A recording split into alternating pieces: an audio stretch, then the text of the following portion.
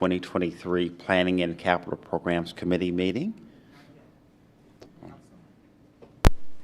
Well, okay, and we're going to have a presentation by Chief Creer. Good morning. Good morning. Good morning. Thank you. Good morning, everyone. I wanted to take this opportunity this morning. The timing was kind of off. I wanted to do it for the full board, but we're going to take advantage of today. We have some outstanding news today. Deputy Chief Mike Burrows with the MARTA Police Department will be retiring. Tomorrow is the official ceremony, so if you have time to come by the atrium tomorrow between 11 and 2, we'll be there celebrating Mike's accomplishments throughout his entire career. Mike and Wendy are here today. Mike has over 48 years of public service, serving his communities, and it's just an amazing career that spans that long. You don't see that very often in this profession, and it's a testament to his family. He has sons that are public servants in police and the military, so he has a full family of people that serve their entire careers, and I think it's a testament to his leadership and his dad magic in the family there. So I'm going to ask him to step forward, and Wendy, you're welcome to come forward too.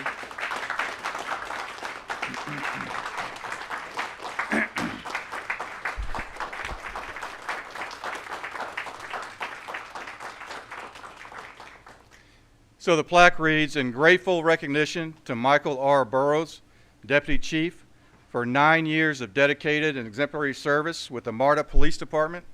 Your 48 years of experience provided outstanding leadership and guidance and was integral in the department's many accomplishments. Congratulations on your retirement, December the 9th, 2023. Thank you, Chief. Appreciate that.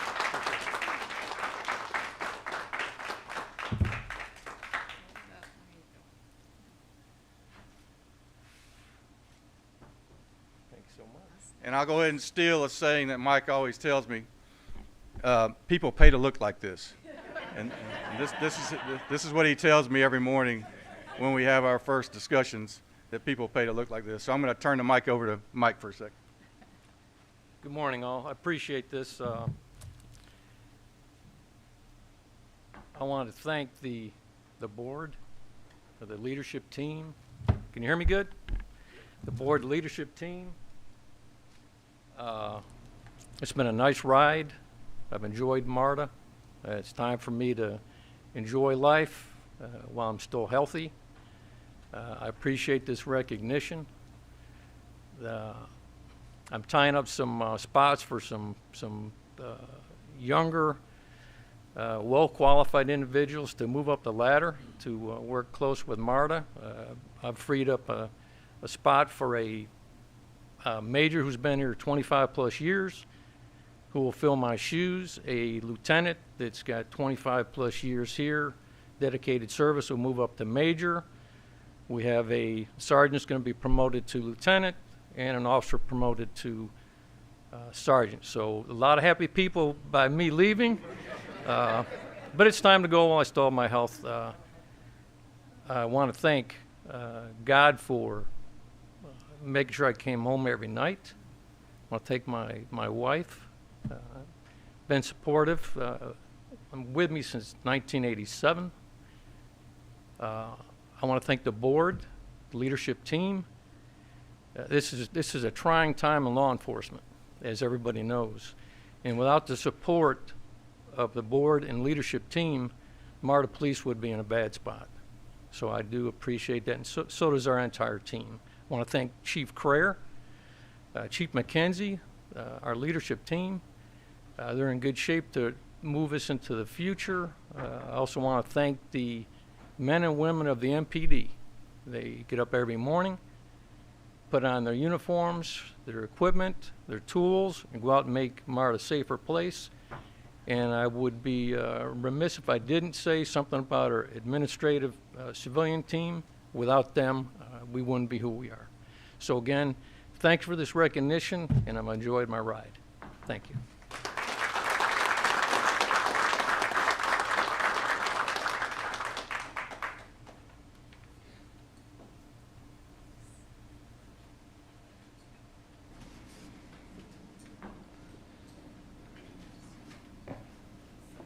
Mr. Chair, over here, Yes. if I may. Right now, we are short a quorum of the PCP committee, so if we'd like to move the presentations that are currently on the back end of the agenda forward to give our other committee members a chance to get here, we'll do the briefings first, and then hopefully they'll arrive. We can come back and do the approval of the minutes and the resolution. Okay, thank you, Mr. Andrews. We will take that as guidance. First, we would like to bring up Mr. Anthony Thomas, the Program Manager for Customer Experience and Innovation, and he can provide a briefing on the MARTA Reach Cost and Staffing Assessment. Thank you. Good morning, Vice Chair Mullis, Jim Greenwood, Ms. Rocha, and members of the Planning and Capital Programs Committee. My name is Anthony Thomas, and I'm here to present another update on the MARTA Reach pilot service. This presentation will focus primarily on the cost implications of on-demand transit. Next slide, please. As previewed at our last update in October of last year, today we're here to share our learnings around how we might serve transit ridership with on-demand and how we might do so in an efficient and cost-effective way. We've conducted a post-mortem service optimization exercise and a cost analysis to understand how an on-demand service might work here at MARTA. We've also compiled these findings into a set of recommendations for the bus network redesign and MARTA operations teams. Next slide, please. First, however, I'd like to remind the board and public about the design of the Reach service. Next slide. The MARTA Reach pilot service was a shared ride on-demand service. That means that vehicles were dispatched on request to riders across the zones where the service operated. We dotted virtual stops across each zone. These acted as the official pickup and drop-off locations in each of the zones. Unlike something like Uber or Lyft, all Reach trips were required to start and end within one specific zone at one of these virtual stops. So for example, if you lived in the Belvedere zone and you wanted to go to the grocery store, you'd select a virtual stop near your home as your origin and one at the grocery store as your destination. And one of our vehicles would pick you up and to complete the take you to the store. If, however, you wanted to go to lunch at Mary Mac's, we'd pick you up near home, drop you off at East Lake Station, and you'd use the Route 2 to complete your trip. Next slide. As a reminder, a primary reason that MARTA conducted the MARTA Reach pilot program was to gather local data and build local understanding of on-demand use in our service area. All of this data and understanding is being shared with the team working on the bus network redesign, and combined with all of the other data inputs to build our future bus network. Next slide, please. I also wanted to share that the use of on-demand transit has really started expanding rapidly here in the United States. You can see a list of both local and national transit agencies that are leveraging microtransit to serve transit ridership. This list is just a sample. There are many more agencies with on-demand services and many more coming online each day. Next slide. So now that we've reviewed the on-demand service and contextualized why we're doing this evaluation, I'd like to shift gears and discuss the results of the optimization work. Next slide. All right, so I'm a bit of a nerd, so I want to just provide a little bit of methodology for you all to contextualize this.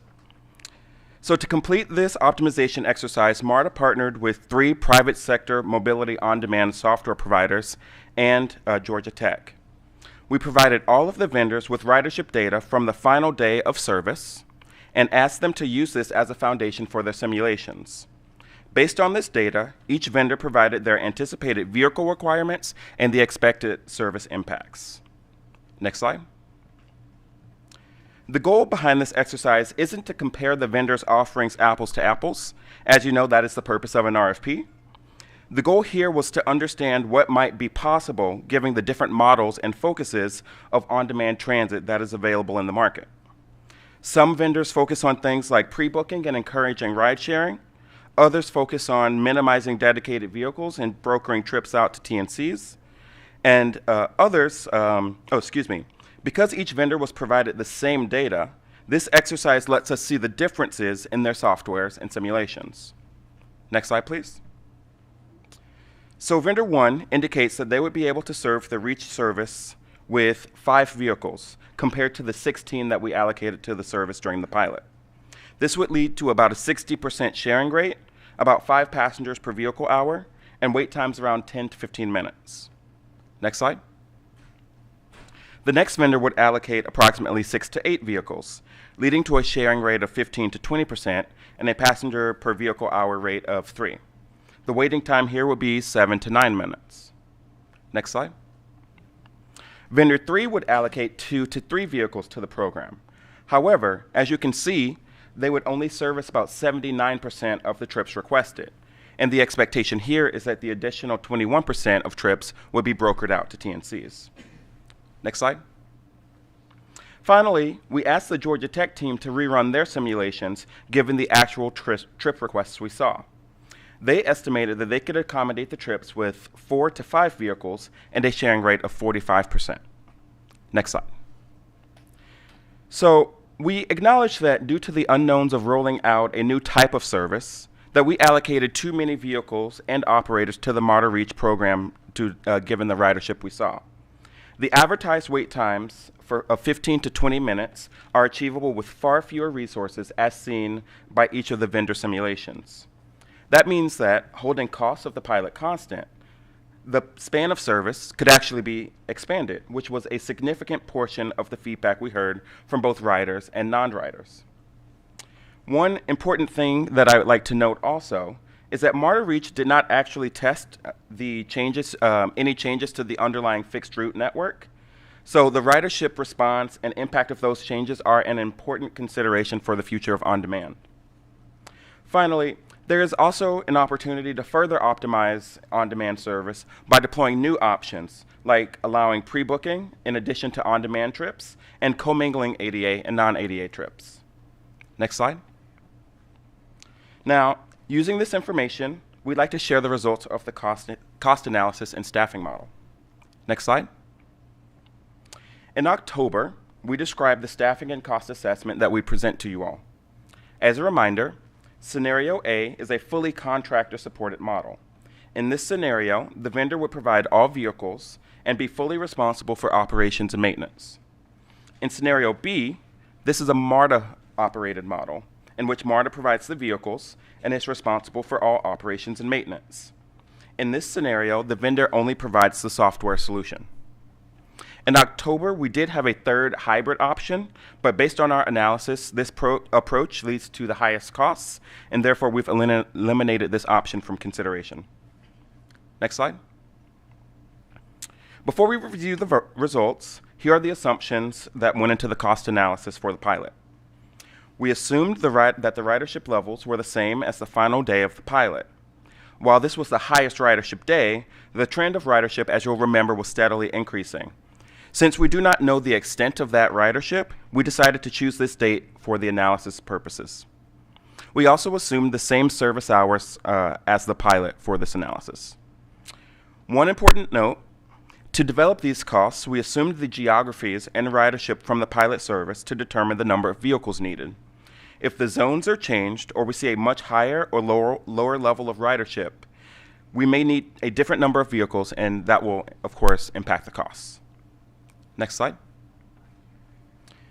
So in the MARTA Reach pilot, as a reminder, we used Georgia Tech software, existing MARTA vehicles, and MARTA mobility operators. For this cost analysis, we evaluated the costs for vendor-provided software, MARTA or vendor-purchased vehicles, vendor-provided operations and maintenance, and internal MARTA operations and maintenance. In Scenario A, the fully vendor-provided model, Vendor 1 quoted us a price of about $1.4 million for the vehicles, operations, and maintenance. Vendor 2 quoted a price of about $1.5 million, and Vendor 3 does not provide a fully turnkey service. In Scenario B, the MARTA-operated model, all MARTA costs are the same for each vehicle, $1 million for operations and $1 million for vehicle acquisition and maintenance. The vendors quoted about $75,000 to $100,000 for the software, so all-in price is the same for each at about $2.1 million.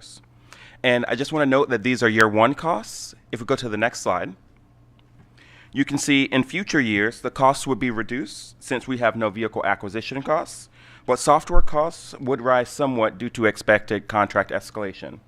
The expectation here is that the costs in years 2 and 3 would be around $1.25 to $1.5 million per year. Next slide. Now we want to put all of this information together into a set of recommendations. Next slide. On-demand can work at MARTA and for MARTA riders, but on-demand is not a one-size-fits-all solution.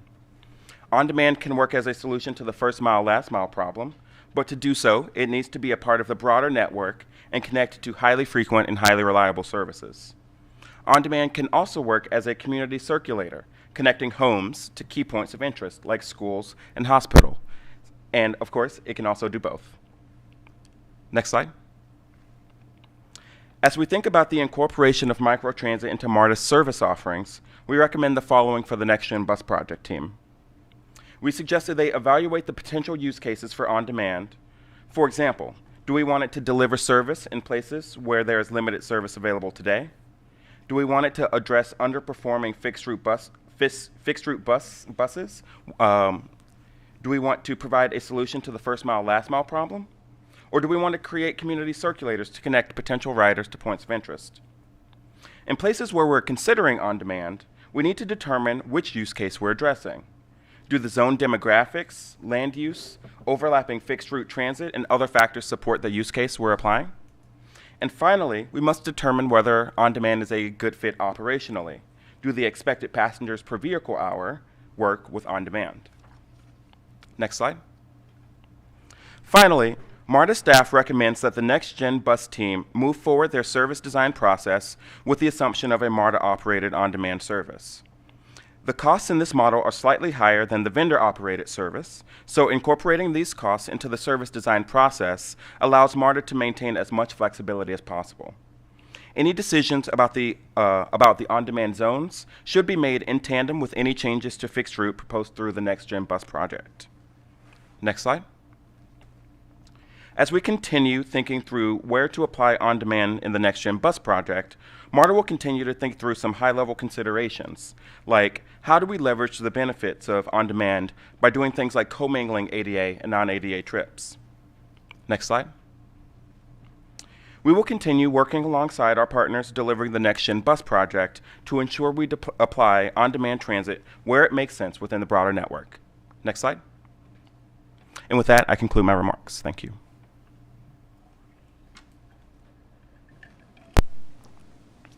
Do we have any questions for Mr. Thomas? Mr. Thomas, thank you for your I presentation. got one question. Sorry, Mr. Chairman. Yeah, one question about, has this been presented to local governments, cities, and have they been involved in this discussion? I haven't directly presented anything, Mr. Greenwood. In terms of jurisdictionals, our jurisdictional partners? Well, I think in the area, the Belvedere area over there, which is one I watched a little bit closer, but I'm wondering if local governments might be willing to subsidize a service like this, participate at some level, especially in areas that are underserved. And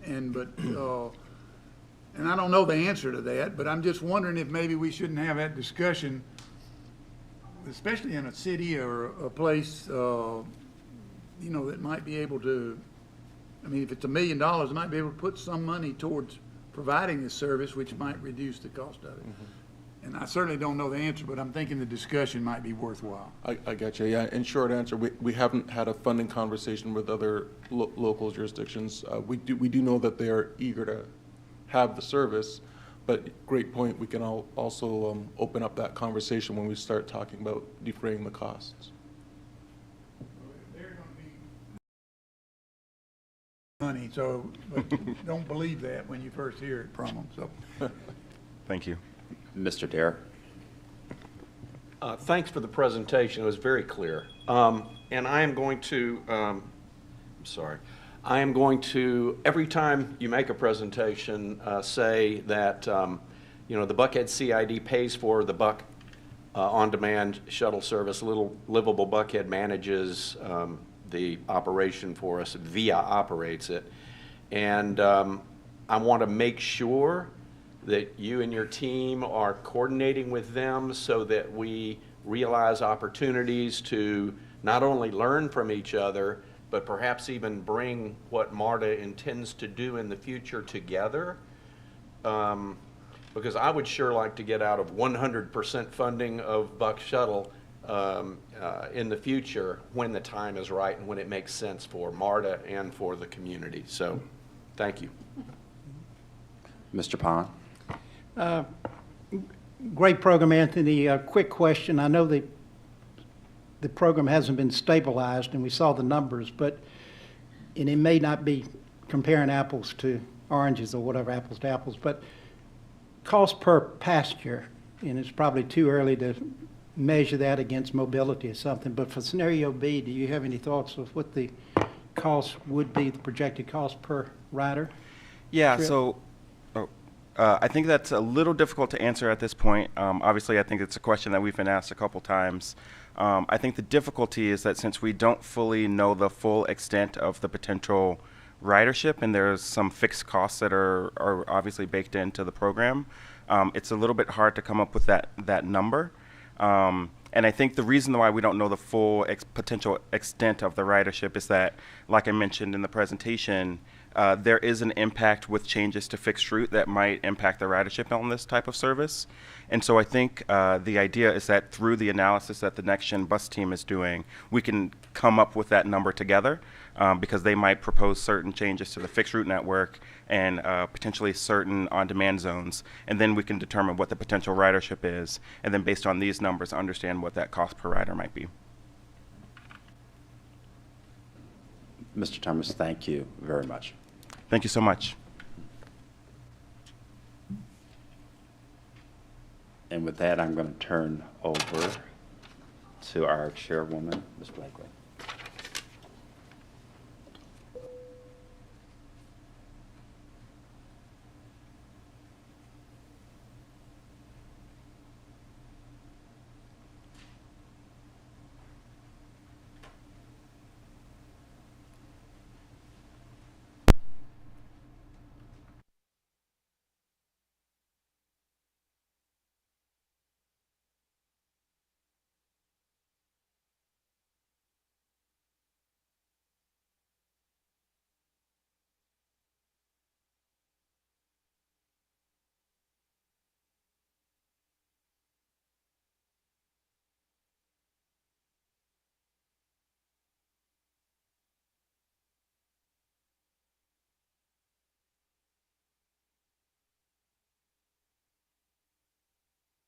Paula Nash, Executive Director of Diversity and Inclusion, giving us a briefing on the DBE performance on planning contracts. Paula? Thank you. Good morning, Ms. Blakely, Mr. Mullis, Mr. Greenwood, Ms. Rocha, and the rest of the remaining MARTA board members. I'm Paula Nash. I'm the Executive Director of Diversity and Inclusion, and I am here today to present a DBE update on major planning contracts. Next slide, please. So as mentioned at our last board meeting, we will be bringing regular updates on the planning and the capital projects contracts to you, with the purpose being to provide comprehensive information and transparency in regards to DBE participation. So here's the list of the contracts that we will be reviewing today. We're starting with the contracts that are administered out of the planning department. In the future, we will bring you contracts that are administered out of the infrastructure department, and then at some point in time, we may actually combine those into one presentation. One thing I do want to point out is that the way that we calculate DBE participation is by the actual money that has been paid. So we don't calculate it based on invoices that haven't been paid yet, or what the prime anticipates paying the DBE. We look at actual payments that have been made. Also want to point out that you will see as we go through this presentation that there are some companies with some deficiencies. And so at the end of this presentation, I will also address how my office handles deficiencies. So we will start with the contracts that we refer to as general planning consultant contracts, or GPC contracts. There are 3 of those: AECOM, WSP, and HNTB. Then we'll go to the regional bus stop signage contract, and then the bus stop amenities contract. Next slide, please. So looking at the GPC contracts, and we'll start with AECOM first. The DBE goal assigned to this contract is 25%. Currently, $10.9 million has been paid to the prime, to AECOM, and about $790,000 has been paid to the DBE subconsultants. This puts the current DBE participation amount at 7%, a significantly low rate. I do want to point out that these GPC contracts are 5-year contracts. They started in January of 2018, so they're nearing the end. This year will be the end of those contracts. Next slide, please. So next we're looking at WSP. The DBE goal is the same for all 3. The DBE goal assigned is the same for all 3 GPC contracts. It's 25%.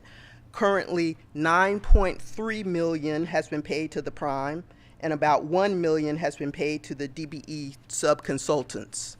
That's putting the DBE participation rate at 11%. Again, a low rate. Next slide, please. And so the third and final GPC contract is with HNTB. Again, the DBE goal for this contract is 25%. That was assigned to this contract is 25%, the same as the other 2. Currently, $37 million has been paid to this prime, and about $10.4 million has been paid to the DBE subs, putting the current DBE participation rate for this contract at 28%. Next slide, please. So going to the regional bus stop signage contract, this contract is with Walton Enterprises. The DBE goal assigned to the contract is 20%. Currently, only $54,000 has been paid to the prime, but over $64,000 has been paid to the, or $68,000 has been paid to the DBE sub-consultants. Since Walton has paid out more than it has received, it puts the DBE participation at 127%. And let me explain that a little bit. What has happened in this contract is that there was a mistake to the signage that had to be corrected. Walton had the DBE subs do the correction, so they got paid for that. Of course, Walton did not get paid because of the mistake that they made. So that means now that the DBE subs have been paid more than Walton. And that's significant to bring up because Walton, knowing that they would not get paid for the mistake, could have self-performed that correction, but they actually sent it out to the DBE subs to do the work. Next slide, please. So the final contract that we are reviewing today is the bus stop amenities contract, and that prime is Autoco. Autoco is a DBE firm. The goal assigned to the contract is 30%. Currently, $5.5 million has been paid to the DBE prime, and $1.4 million has been paid to a non-DBE sub, putting the current DBE participation for this contract at 74%. This is also a 5-year contract. The contract started in June of of 2019. So we definitely have some time left in this one. Next slide, please. So what do we do when we notice deficiencies in the DBE participation? So let me start by saying that my office, that contract monitoring is an area where my office can definitely improve. And we have put a plan in place which involves more staffing so that we have the capacity to monitor the many contracts, hundreds of contracts that MARTA has. But what we do in general and specific to the contracts that you saw today is that when we see a deficiency, we first require that the primes provide reasons why that goal is not being met. And the reason we do that is that there may be reasons out there that have never been brought to our attention that we're unaware of. And so we want to know those reasons so that we can find some resolution if at all possible, or if it's a reason that there is no resolution to, so that we can make a record of it so that we can have that at the end of the contract to know that there will be a deficiency there. The other thing that we do is require a corrective action plan. So the other thing that I want to address is sometimes primes just don't take DBE participation seriously.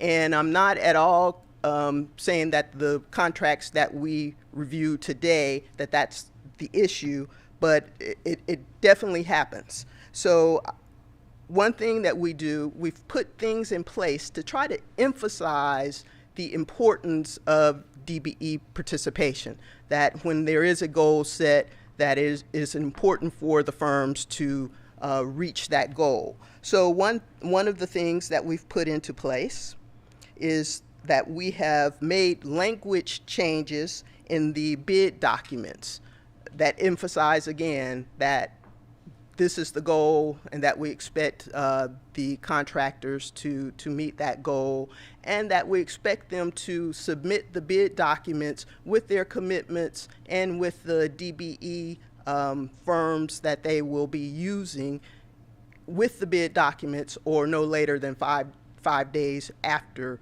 the bids are open. We are also restarting the Inclusion Matters program. And for those of you that are not familiar with that program, this was a brainchild of our former GM, Mr. Jeff Parker. And it's a seminar where we target our primes that receive the highest amount of money, and then we actually educate them on historical aspects of the DBE program, what is expected of them, and we give a civil rights / diversity, equity, and inclusion perspective of MARTA and why DBE participation is important to MARTA. Part of that seminar is led by Al Vivian. Lastly, we feel that reporting to the board on a regular basis is also a way to set the tone of seriousness for DBE goals. And so we let the primes know that we are reporting to you all, that we let them know that this report would happen today, and we will continue to let them know that this information is coming before the board. We feel like that will also put some degree of seriousness in at least the minds of the primes that have these contracts. Next slide, please. And thank you. That is my presentation. Thank you, Ms. Nash. That was a great presentation. I'm extremely excited and very thankful that you, MARTA staff, are taking this seriously and holding firms accountable to what they've committed to. It's disheartening to see, contracts that are 8 figures and the percentages be so low.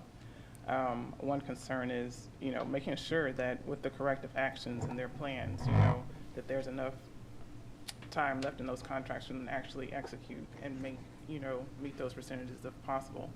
And I think we talked about that a little bit before. So, but with that, I will open up the floor for questions. Jim? Hi, Paula. Thank you so much. I'd just like to ask you to go and look at the data that you presented to us, especially on slides 5 and 7, because the amounts seem not to jive with the summary for those. Okay. I will definitely look at that. In terms of goal and actual, it seems like there might be some flips or some wrong numbers in there. I was trying to do some quick addition of everything, and it just wasn't working out. And it may be my fault, but I think it is a bust. Okay. We will. Can we bring Yeah, the let's. slides back up? Yeah, there. This is one. Mm-hmm. You've got the goal as being higher than what was actually paid, and yet the paid is higher than the goal. See what I'm saying? And yes, I do see what you're saying. And I think that is a mistake on our part. And I think it's because we had additional information in here at one point in time. So the assigned goal for this contract is 25%. That's what we assigned. HNTB actually committed to 30%. And under the FTA rules, the commitment becomes the new goal. So I think that bottom figure of the participation amount may be reflecting the 30%. And if you look at number 7, that seems out of whack too.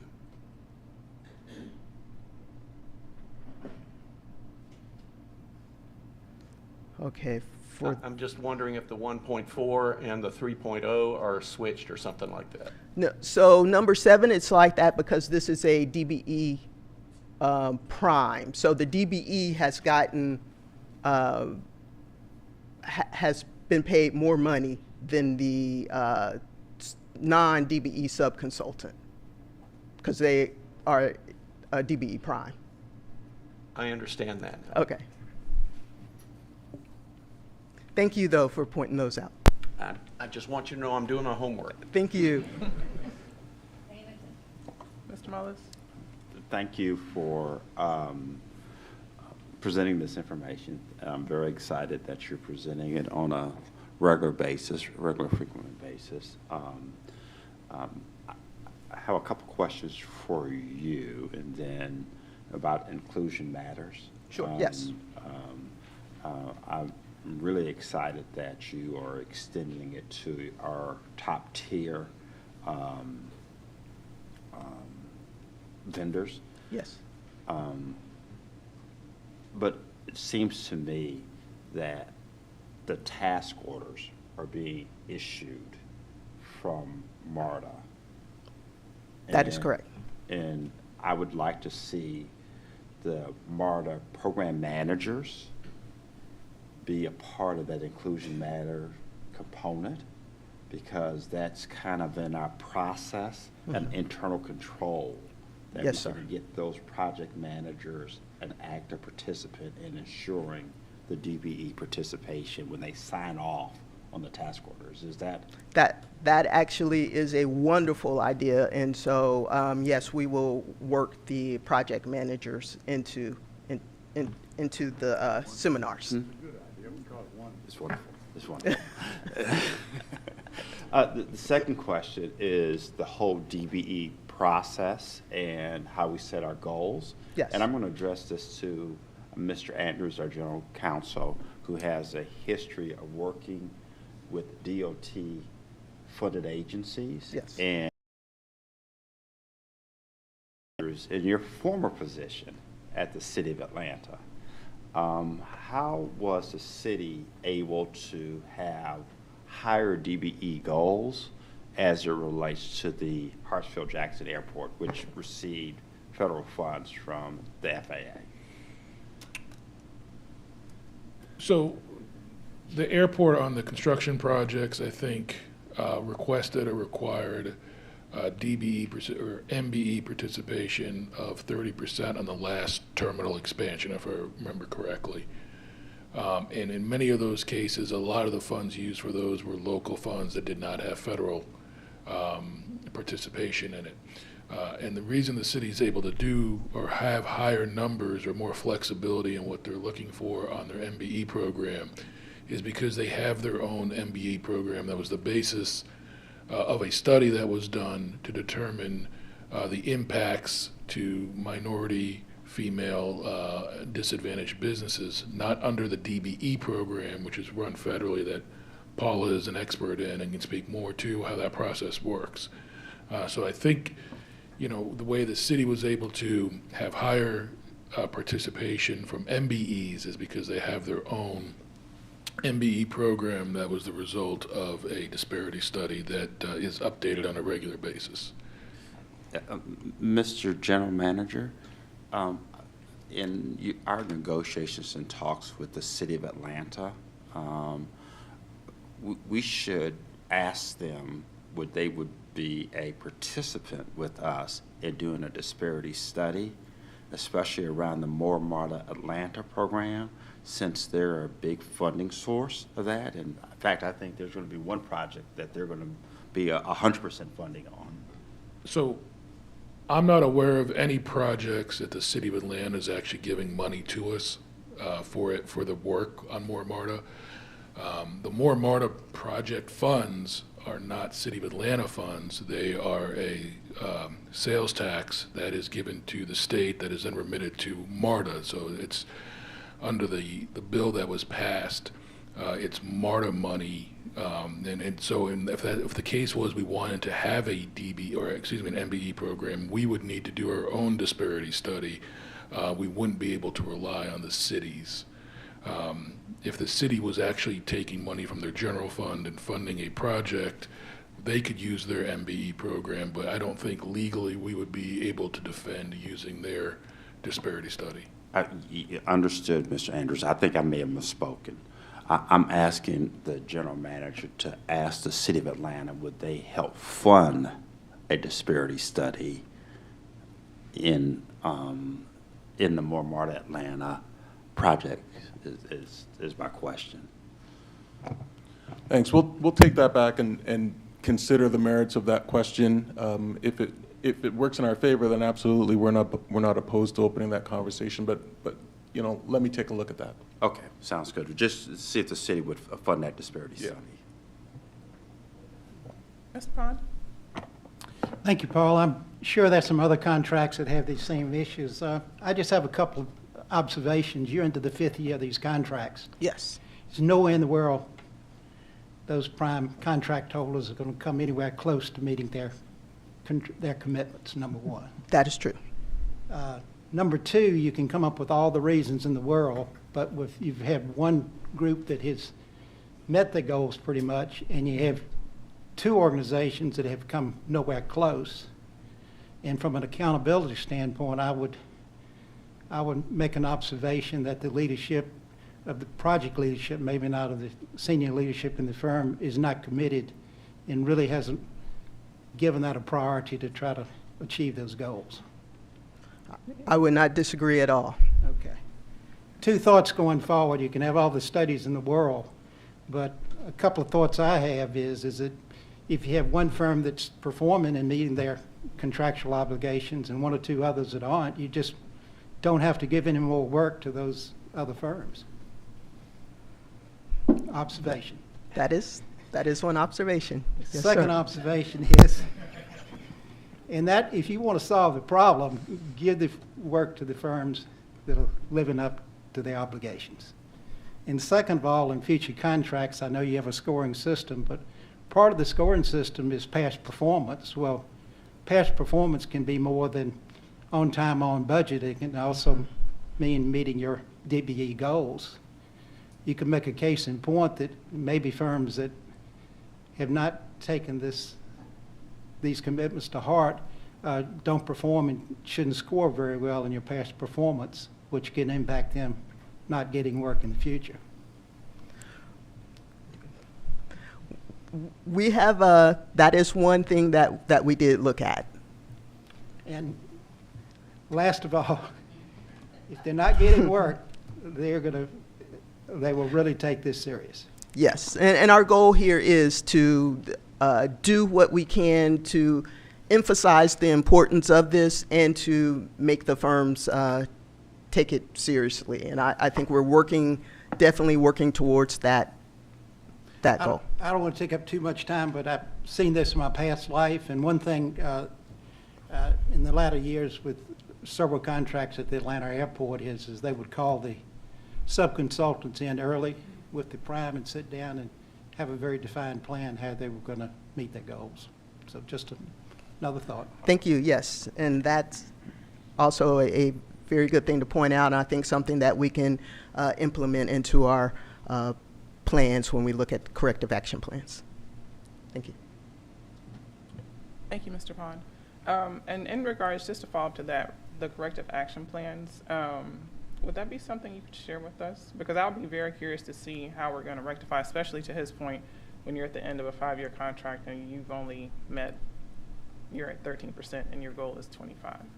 So I can share, I can talk to you a little bit about the corrective action plans that the firms said they would implement.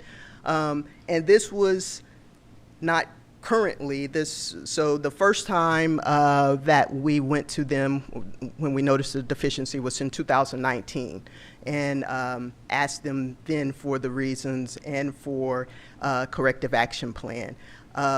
At that point in time, the two firms with at that point in time, I think we went to all three firms because none of them had actually made the DBE goal at that point. But the two with the biggest deficiencies pointed out that during the first year or so, year and a half or so of the contract, that what they expected to be the scope wasn't exactly what they had got in their task orders. So they were going to, their corrective action plan was to use the DBEs that they had in place for what they anticipated to be future task orders that would cover more public engagement. When we went back to them, which was early 2022, again, there had been some increases from that firm. I'm going to use one in particular. I think WSP was at 5, and they, by that point in time, they were at 11, so they had more than doubled, but obviously that's very insignificant considering the total amount. Their plan at that point in time was to use the back end of the contract, because now we're a year and a half to 2 years away from ending, use the back end of the contract for the task assignments that they received to put DBEs, primarily just DBEs on those task assignments. And I'm sure to some extent that did happen, but obviously they're in a big hole, so it's not happening to the extent that it's making up a lot of difference at that point in time. And I don't know that they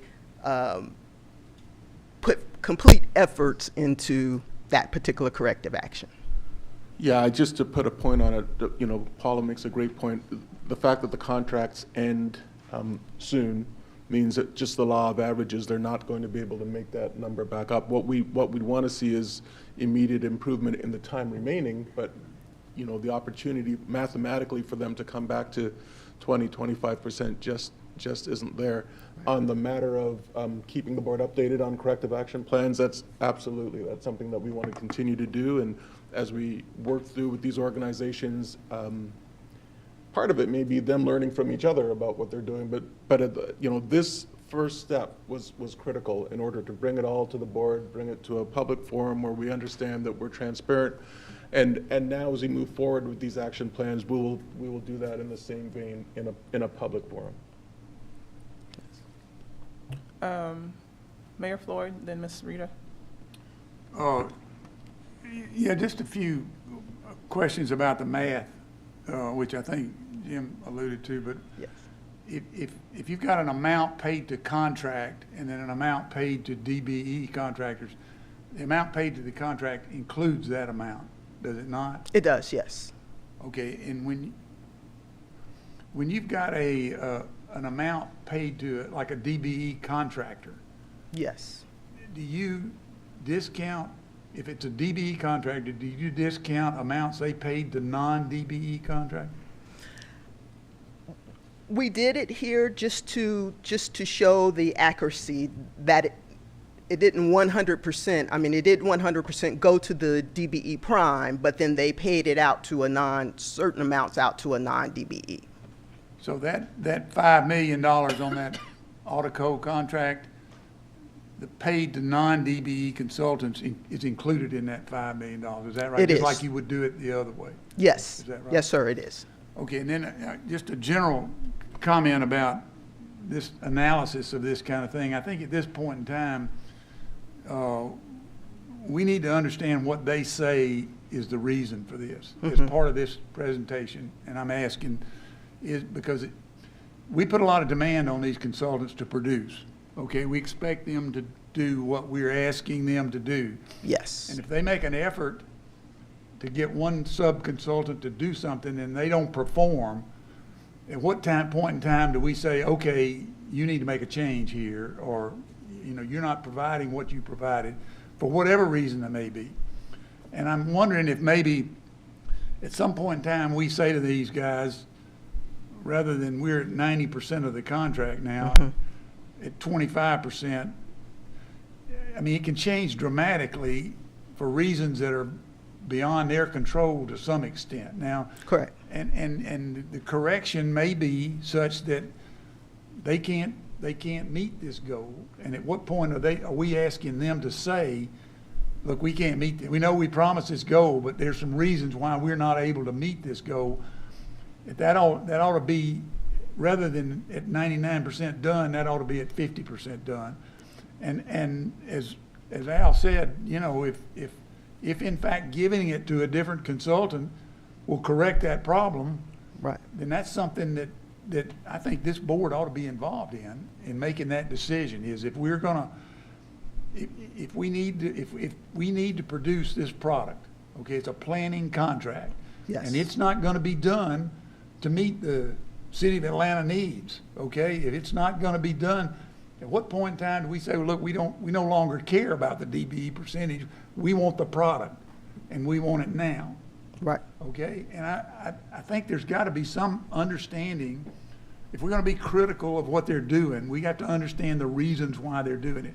And it could just be that they're just hoping we don't notice, I mean, that's, Right. I go back to the 70s in the water and sewer industry of dealing with minority business enterprises, and I know we used every trick in the book to try to meet those goals and those percentages, especially with the city of Atlanta.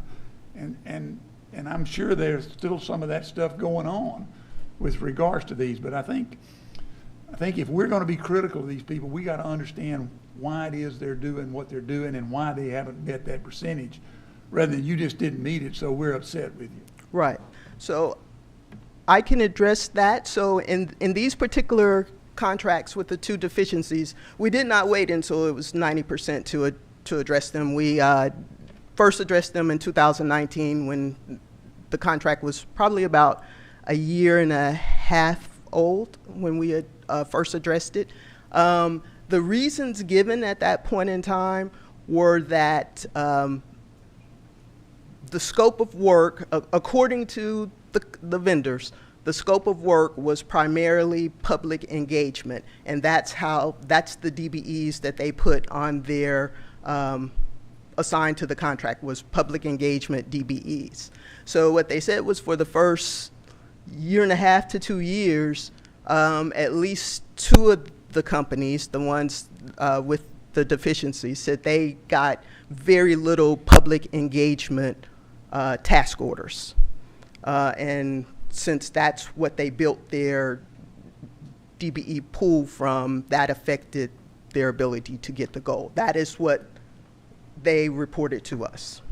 And I understand that, and you would look at that and say, okay, I understand the reason behind it. And I understand it, and I'm not criticizing the job that you've done, please, Paula, don't think that. Because I understand how difficult it is sometimes to get people to deal with. The other issue that I want to understand now is the penalty, if you will, to these contractors for not meeting these percentages, okay? And it may be that they've taken off the list or something. But I also want to understand the penalty to MARTA for letting them not do that. It's at what point in time does MARTA have to take some of the blame for this? And I'm not looking at you, I'm looking at this board.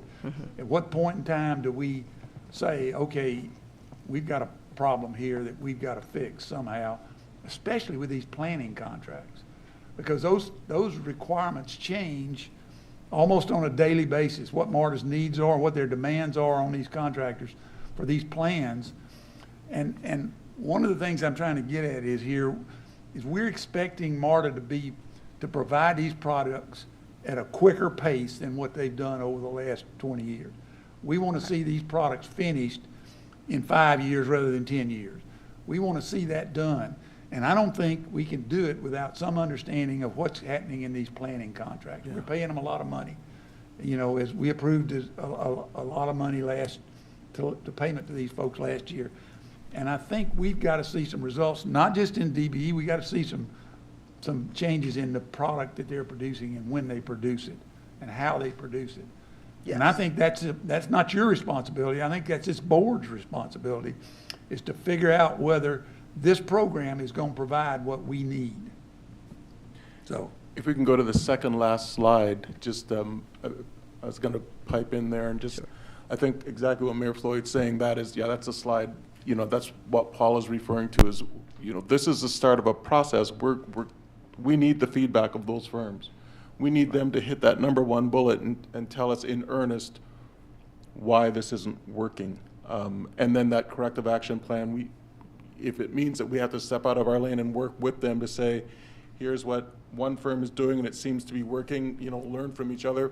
But you're absolutely right. It's an iterative process. It's a long game in many cases because, to Paula's point, some of these deficiencies have been identified and discussed, you know, for quite some time. But I think bringing it to this forum and this level of the organization just kind of sends the message to the firms that you know, this is very important to us. And so those conversations that you're asking for will happen with that level of severity. Ms. Rita Scott? Most of what I was going to ask has somewhat been answered. One of the questions or one of the comments was that, for instance, I know we utilize the word goal, but also federally, there is legislation that's being introduced at this time to change it from goal to mandatory when it comes to using federal funds.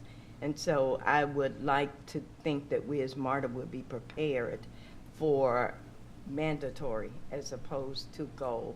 And the corrective action is part of what we need to think about and being in place. And so I know nationally that's the anticipation right now, that the use of federal funds will no longer utilize the word goal, but DBE will be mandatory. Yes, ma'am, and definitely we will take it with that emphasis in mind as we deal with the corrective action plans, as well as the reasons they are not meeting and in our office we like to say commitment, because we require that each firm, when they actually bid on a contract or submit a proposal, that they actually sign and provide us with a actual commitment form. And so we consider them to be commitments. So, and I think that goes along the lines of mandatory, so yes. Thank you. Frida? I think most of my questions were answered as well. I will say that obviously this is a big deal to this board. So I really would like us to have a plan and understand that those that are deficient don't just automatically get another contract, that there's some really deep dive reviews into what's happened, why it's happened, and make sure it doesn't happen again. Yes, ma'am. Thank you, Frida. And in regards to the Inclusion Matters series, and this is to the board, I know at least half of us are new, and I'm not sure when and if you guys have participated in that series before, but maybe that's something that we should consider as a board. I think that that's something that we should discuss as well. Mr. Pine. One last comment. I want to follow up with what Mayor Floyd said is, first of all, the number one priority is to do the job well and get it done on time. I think we'd all agree with that. My contention is you don't wait to the 5th year of a 5-year contract to deal with these issues. And if the work's not there for your existing team, you can add additional subcontractors to your team. If you have a subcontractor that's not performing, you can cut him off on future work and replace him with another contractor, and MARTA would approve that. So I go back to the commitment up front, and you deal with this on year 1, year 2, not year 5. Correct? Yes, sir. Got it.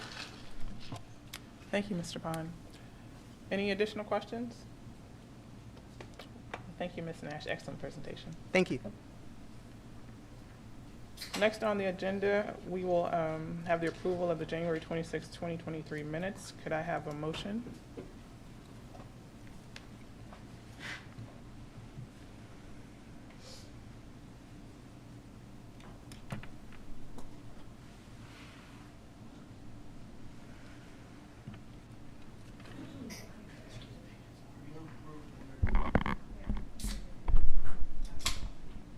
So it's been moved by Mr. Worthy, seconded by Mr. Mullis. Please vote.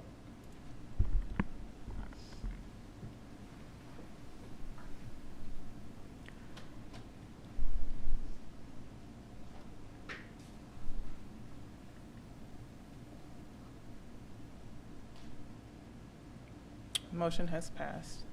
Thank you.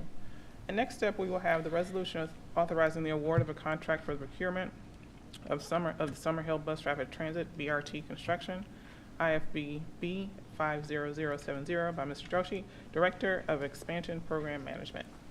Good morning. Good morning. Good morning, Chair Blakely, Co-Chair Mullis, Mr. Greenwood, Ms. Rocha, and members of the board. As stated, I will be requesting board approval of the award of construction contracting services for the Summerhill BRT project. Next slide, please. So I'm going to start by just going over the scope of the project itself, the actual program itself, or the route itself. Excuse me, let me start over. First, I'd like to share some details of the scope. The bus route itself is going to include 85% dedicated bus lanes. This is going to include 28 signalized intersections, 4 pedestrian hybrid beacons, and the round trip distance for this entire route is 5 miles. That's going to include 14 bus rapid transit stations. We are targeting services levels of 10 to 15 minute headways. This includes weekday and weekend, distinguished between the weekday and weekend headways of 10 to 15 minutes. And we will be procuring 5 battery electric buses that are articulated and will be branded to distinguish them from the rest of the fleet. Next slide, please. So just to go over some of the attributes of the contract itself, the contract term is actually 3 years. It does have a DBE goal of 15%. Total project budget is $91 million. This includes our construction values as well. And currently, our milestone schedule, we are on target. We are looking for an award of this construction contract in March. So if we move forward after today, we will be going to the March board. And so we are on target for a construction contract award date of March. Construction start date thereafter would be in May. Substantial completion date in March of 2025, and revenue service in September of 2025. Next slide, please. So the IFB process did start in November 30th of that last year. 2 weeks ago, we opened bids on February the 8th, and we did have one bid that was deemed responsible and responsive. The single bid did allow us to negotiate with the contractor, so we did do that, and now we do have come down to a final amount of $59,950,401 to Archer Western Construction, and we are including a 10% contingency. That is for $5,995,040, and total amount not to exceed is $65,945,441. Next slide, please. So with that, we would request the board to approve the resolution as it stands. Thank you. Could I have a motion to approve the resolution?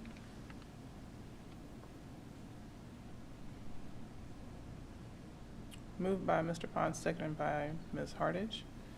Are there any questions? Mr. Durrett? I see that there are 5 vehicles that are anticipated to be put into service here. When we're fully operational, how many would be out at one time, meaning we would have, I hope, maybe a reserve vehicle in case something happens? Yes, that's correct. That is how they're anticipating it. I think the operational plan is under development at the moment, but I believe that is the way that they are planning to do it. There will be charging capability on the southern terminus at Carver Station, so I believe they'll be able to dock a bus there as well to facilitate charging as the other buses are en route. Thank you. Mm-hmm. Mr. Floyd? Yeah, you mentioned negotiation. What did that involve? I mean, what are the numbers associated with that negotiation, please? Sure. So we, when we received the single bid, this is, again, 2 weeks ago, we were able to bring it together, our estimators, and basically go through their line item. And so our independent cost estimate compared to their line items, there are some areas that we wanted to make sure we aligned, that they fully appreciated and understood what our scope was. So we had a series of meetings thereafter where we had taken a look at their bid versus our independent cost estimates, and then we went through and line by line went through their numbers essentially. So their initial bid was at $64 million. Our final bid is at $59.9. So we were able to make some adjustments and move this forward. Okay, what are we leaving out that we wanted? Nothing. Nothing, okay, so that's good. The other issue is you got 10% contingency. How did you arrive at that number? So 10% contingency, basically because of the unforeseen conditions once we get into the roadway and some of the utilities, we just wanted to have that available to us. We do have provisions as well. So as we start to go down this, some of the things that we found when we were doing this industry study is that, you know, fiber optic cabling is something that's very hard to come by. We've got long lead times on that. Some of the traffic signal equipment also has some long lead times. So we wanted to make sure that we were in line with market. There's a lot of fluctuation right now in some areas, along with us coming up on spring and seeing a lot of the roadway work that's happening concurrently with GDOT. We wanted to also make sure that we account for those kind of discrepancies in price. So this all was baked into the number, the final number at this point, but we wanted to have that contingency as well, just in case we come across any hiccups. Okay, this is, Archer Western's a road contractor. They're basically a Department of Transportation. Well, no, we just completed a contract with them doing industrial work here at MARTA for the tunnel ventilation project. So we just came off of that. They did some work in Decatur, and I've known them for a while. But they like to think of themselves as a road contractor, and they're a good contractor. I don't have any problem with that. Yep. I'm a little concerned as to why we didn't get more of a response on this project. It seems like a fairly interesting project. I mean, having been, and when we were in Salt Lake City this past summer, we chanced to review what they were doing up in, well, I forget the name of the little town they were doing it. Mm-hmm. The complexity of it, Yep. different types, a lot of different types of work, and that kind of thing. Anyway, excuse me. What do you think are the reasons why you only got one response? So I believe it's bond capacity and the other work that was taking place here in the region. We did reach out to a few of those vendors, specifically the ones that were working in Utah, to find out what happened, right? And we're going to continue to do that debrief and reach out to a lot of the folks that showed interest initially and then didn't bid. So it wasn't from a lack of casting out a pretty wide net. I think we had 112 responses just when we went out to provide some of this information. So a lot of downloads of the package, but I believe there's there's just larger projects that are taking place within our region that are taking up, especially when it comes to roadway work. And that I think we were competing with some of those areas and some other issues as well, I'm sure. So that when we get down to Campbellton Road or Beaufort Highway or something like, you wouldn't expect just one bidder or have trouble getting interest in them? I don't believe so, because I think that once we start going down this program, those are also slightly larger programs than this Summerhill program as well. I think there's going to be added interest. I think the market, we don't have a crystal ball, but with the market being the way that it is, there may be more interest as you start to see some of these cranes coming down and we become more interesting to them. Okay, thank you. You're welcome. Mr. Millis? This is a great day for the city of Atlanta and the MARTA program. I'm not concerned about the one bidder because this is a very local business because of the asphalt. It has to be at a certain temperature and you can only travel so far with it. From our perspective, when is the construction start date?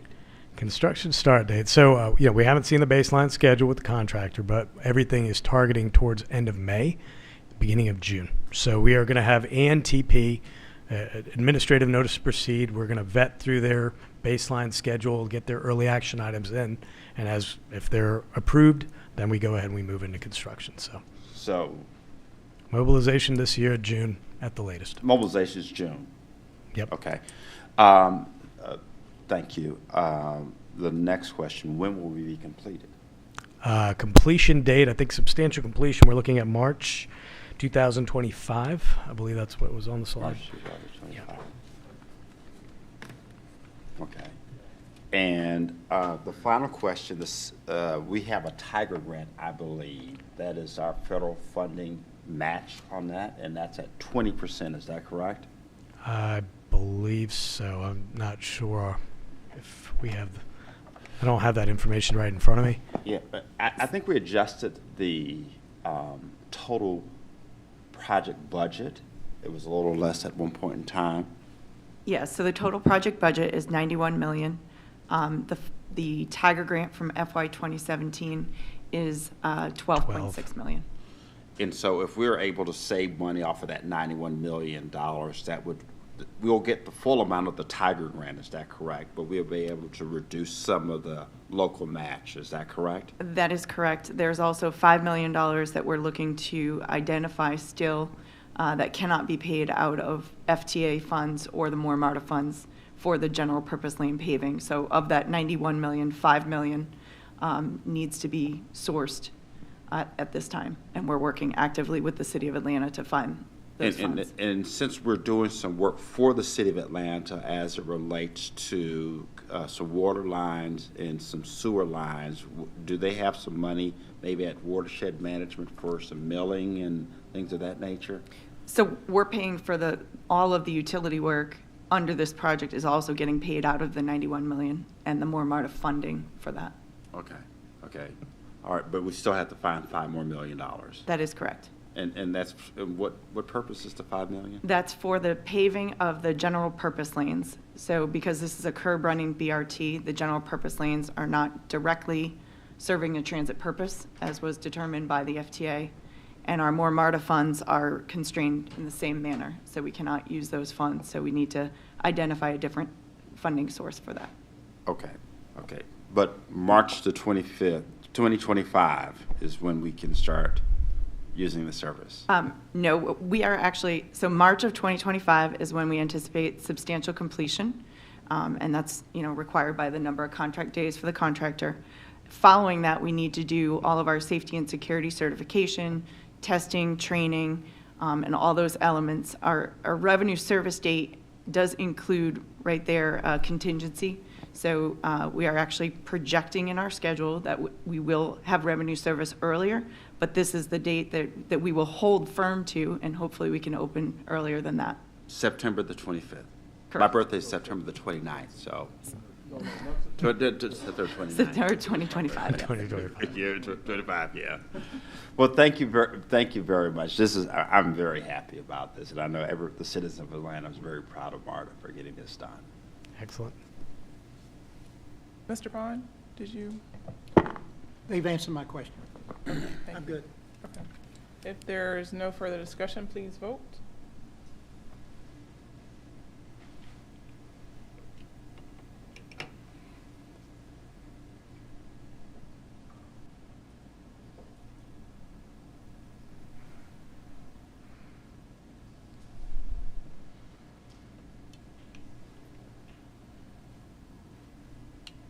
Motion has passed.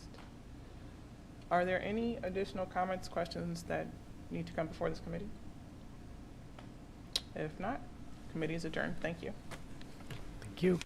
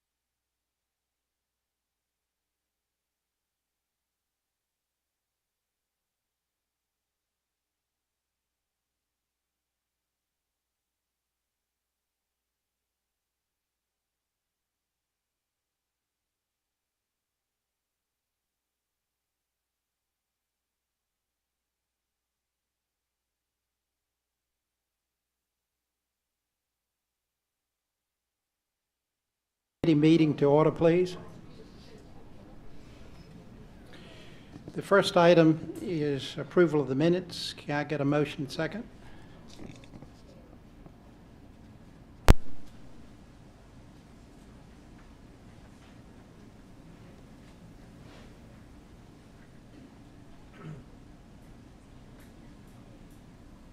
Moved by Powers, seconded by Worthy. Could we please vote?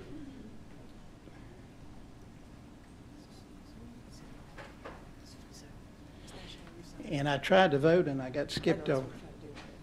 It's not showing you signed in. Oh, I'm not signed in, okay.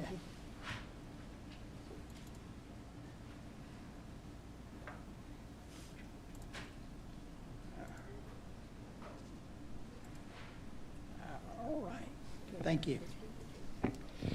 The next item is a resolution authorizing a modification for the contractual authorization for on-call snow and debris removal services by Daniel Heck. Yeah, good morning, Chair Pond, Mr. Greenwood, Mr. Wright, members of the Operations and Safety Committee. My name is Daniel Heck. Today I'll be presenting a resolution authorizing the modification and contractual authorization for snow and debris removal services on IFB B 47306. Next slide, please. Quick overview of the program. This is a contract with the Good Choice Tree Expert Service. This is for debris removal, snow and ice removal, and tree trimming and removal at all MARTA facilities and right-of-way. This was a 3-year base contract awarded in 2022. Historically, this contract has been reactive for snow, ice, trees. When they fall down, they go out and remove them. And Good Choice Tree Expert is a DBE. Next slide, please. So to date, we've spent about $55,000 on this $199,950 contract since 2022. The additional $145,000 not yet spent is scheduled for stations and facilities through 2025. We are keeping this set aside for a rainy day.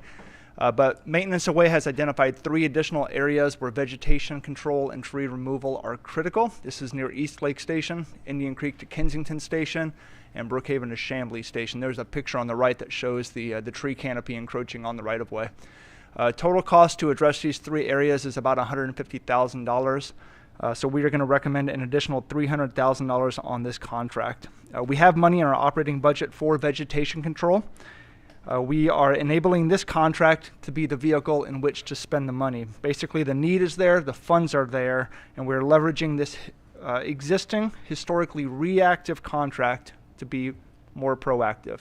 The total contract authorization will be $499,950.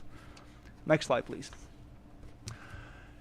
Here's a photo of the East Lake aerial structure. You can see the trees coming up through the raised trackway there. We've had issues with tree limbs falling on this structure. Next slide, please. Here is Indian Creek to Kensington Station. Again, the tree canopy here is encroaching on the right-of-way. Historically, we've had a lot of issues with tree limbs falling on the tracks here. Next slide.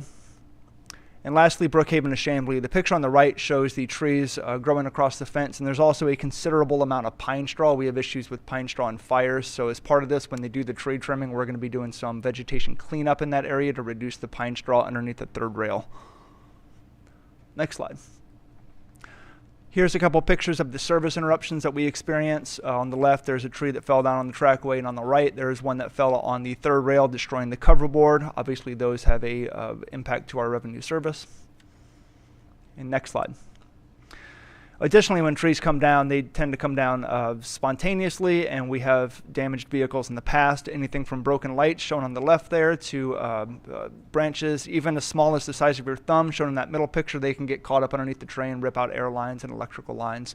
And then, of course, on the right is a larger tree branch that hit a car, causing body damage and broken windows. If you think about the CQ400s, we obviously don't want this to happen to our brand new cars. Next slide. The Office of Maintenance Away and Facilities respectfully request a resolution authorizing the modification of contractual authorization for IFB B 47306 with Good Choice Tree Expert Service for on-call snow and debris removal services in the amount of $300,000 for a total contract authorization of $499,950. I'll take any questions you may have. Thank you.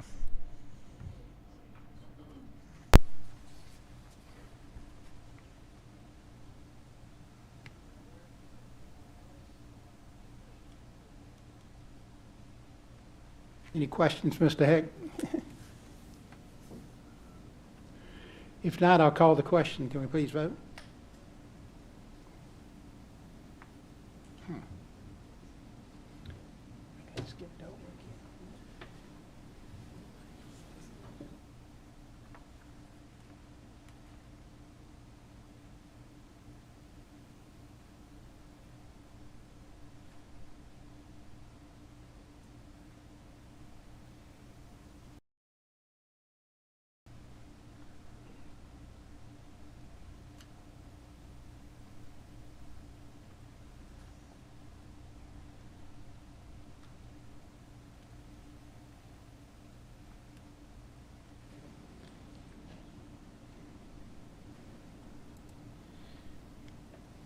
technology doesn't want me to vote, so the motion passes.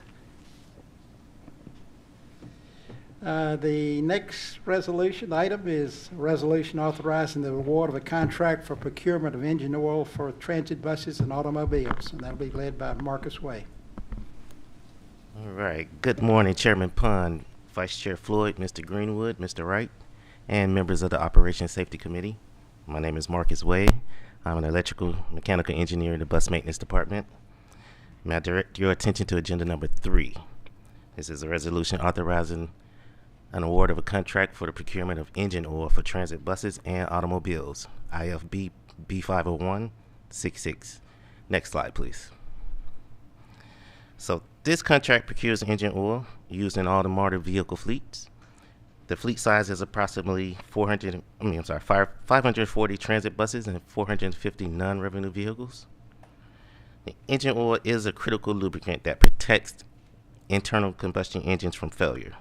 This contract will ensure that MARTA fleet continues to operate in top condition. Next slide, please.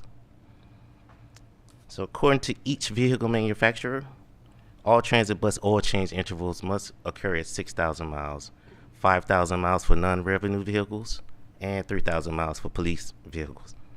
And that's 3,000 miles is due to the vast number of miles driven per month. Our transit buses average around 60,000 miles a year, which equals to 10 oil changes per vehicle. We estimate to consume over 250 gallons of oil over a 5-year time span. Next slide, please. For this contract, we did receive 6 bids by our September 27th deadline. McPherson Companies was the lowest responsible and responsive bidder. This contract term is for 5 years. 3-year base with 2 one-year options. And McPherson did meet our DBE goal by 15%. Next slide, please. The Office of Bus Maintenance respectfully requests authorization to enter into a contract with McPherson Companies in the amount of $4,246,535. Next slide, please. And now I'll turn it back over to you, Chairman Pond, for questions. Thank you, Marcus. Could I get a motion and a second?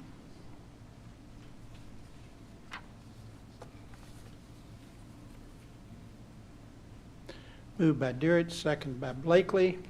Any questions for Mr. Way? I'm curious to know what we do with the waste oil. Jim, put your mic on, I think. It's Is it on. Okay, I can't see it. Thanks. I'm curious to know what we do with the waste oil. So the waste oil is collected and is sold to a company, and they recycle it. Okay, great. And secondly, when you hear the term maintenance of way, do you get a little nervous? I'm kidding. No.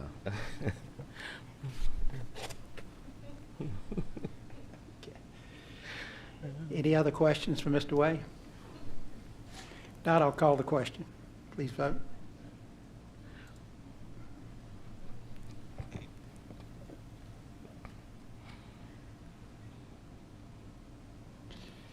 The motion passes. All right. You're still up. Next item is a resolution authorizing the award of a contract for procurement of extended service antifreeze. Mr. Way. All right. This resolution is award for the contract of procurement of extended antifreeze, IFBB 50157. Next slide, please. Okay. So this contract procures antifreeze used in the MARTA vehicle fleet. The Office of Bus Maintenance requires extended service antifreeze that will not change the life of any engine. The engine warranty usually covers around 5 years. And again, our fleet size is approximately 540 transit buses and 450 non-revenue vehicles. When it comes to antifreeze, the product must be formulated with a virgin ethanol glycol antifreeze that must come pre-mixed. And the antifreeze must be compatible with the antifreeze we currently use now called Fleet Cool EX. Next slide, please. Here you see a typical coolant system found in any non-revenue vehicle, and just shows the parts and how the coolant flows from the engine to the radiator to where it's cooled. Next slide, please. And here is a drawing of the transit bus coolant system. It's a little bit more complex, has more components, which means that the antifreeze must be cooled at a faster rate than a non-revenue vehicle. Next slide, please. And this is a new contract. Again, we did receive 6 bids by our March 7th deadline. Spinergy LLC was the lowest responsive and responsible bidder. The contract term is for 3 years, 3-year base, 2 1-year option, and that price was deemed to be fair and reasonable based on price comparison. Also, Spinergy LLC did meet our DBE goal by 3%. Next slide, please. The Office of Bus Maintenance respectfully request authorization to enter into a contract with Spinergy LLC in an amount of $1,085,000. Next slide, please. And now I'll turn it back over to you, Chairman Pond, for questions. Thank you, Marcus. Could I get a motion and second?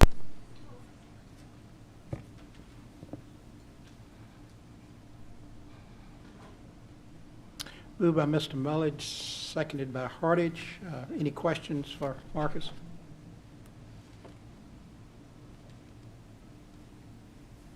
All right. Can I call the question? Please vote. All right, thank you.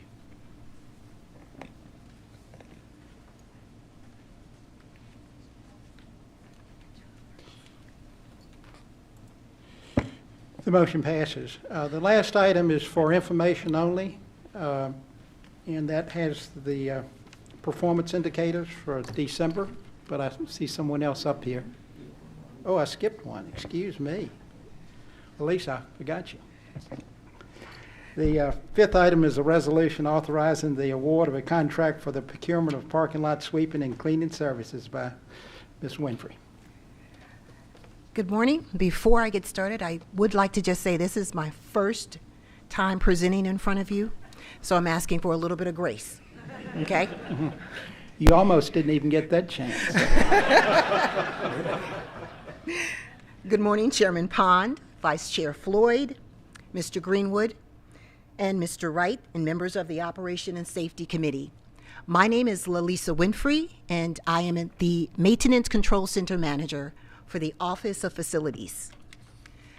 I'm going to be presenting to you today the resolution authorizing the award of contract for the contract for procurement of parking lot services, sweeping and cleaning services, IFB B50151. Next slide, please. These are some of the items that I'll be discussing with you today. Next slide. So using a combination of sweeper trucks, blowers, and vacuums, we'll remove a variety of debris across our stations, our parking decks, and our parking lots. We expect the service to occur at our stations and parking decks 8 times per month and twice per month at our garages. Next slide, please. This contract will service over 45 locations across the authority, to include not only our rail stations, but our bus and rail garages. Next slide. Provided here is an overview of our bid timeline. There were over 30 firms that either viewed or retrieved the online application.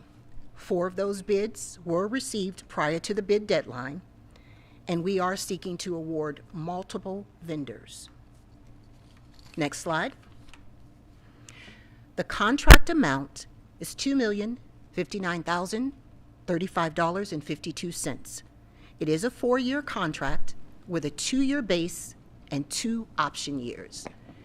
The 2 vendors identified, Metro Vac and Broom, AC Sweepers, and Maintenance.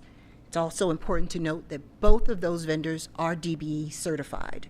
We did meet our goal of 15%. With that being said, at this time I'd like to go ahead and respectfully request the award of IFB 50151, and that does complete my presentation. Thank you. Can I get a motion and second?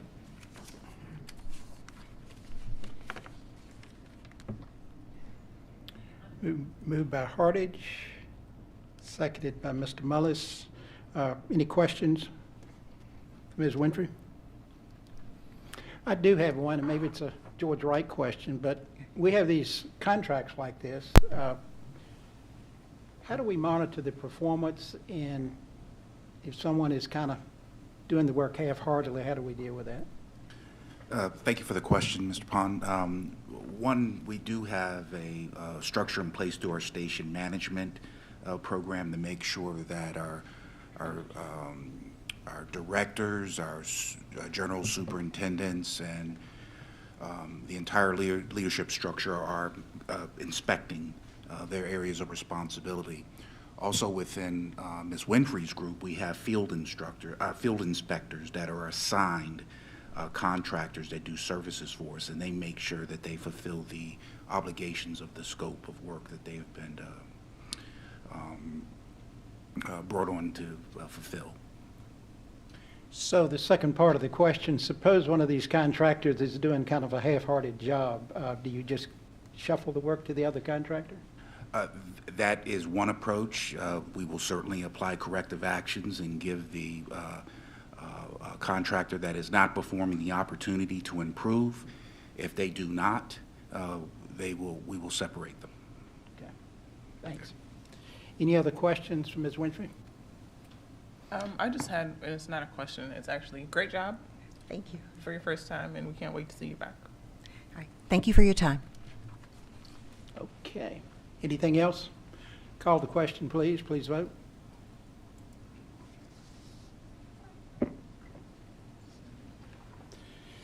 Yikes, it must be time to stop.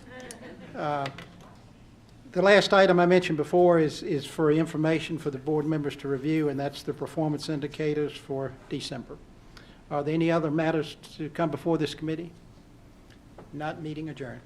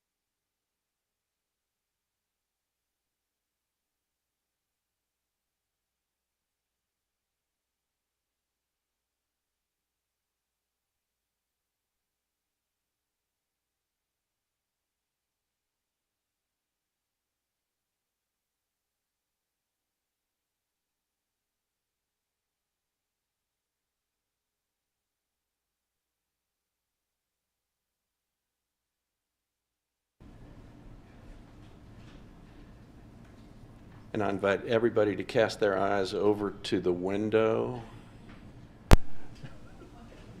to see why we're not starting yet.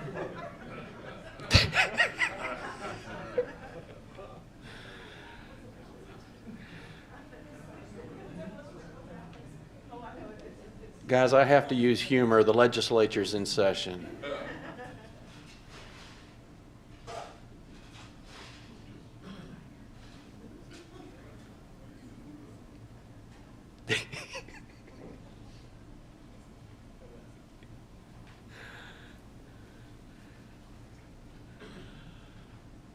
Okay. The first item of business is the approval of the minutes from the last meeting, January 26, 2023. Could I have a motion and a second?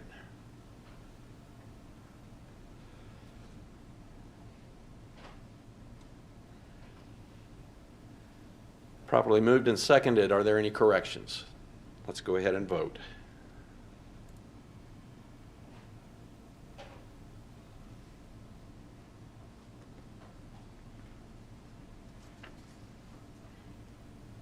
All right, the motion passes.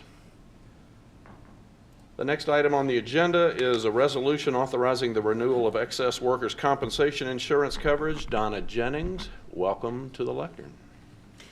Good morning, Chairman Durrett, Vice Chair Williamson, Mr. Srinath, Mr. Greenwood, members of the committee.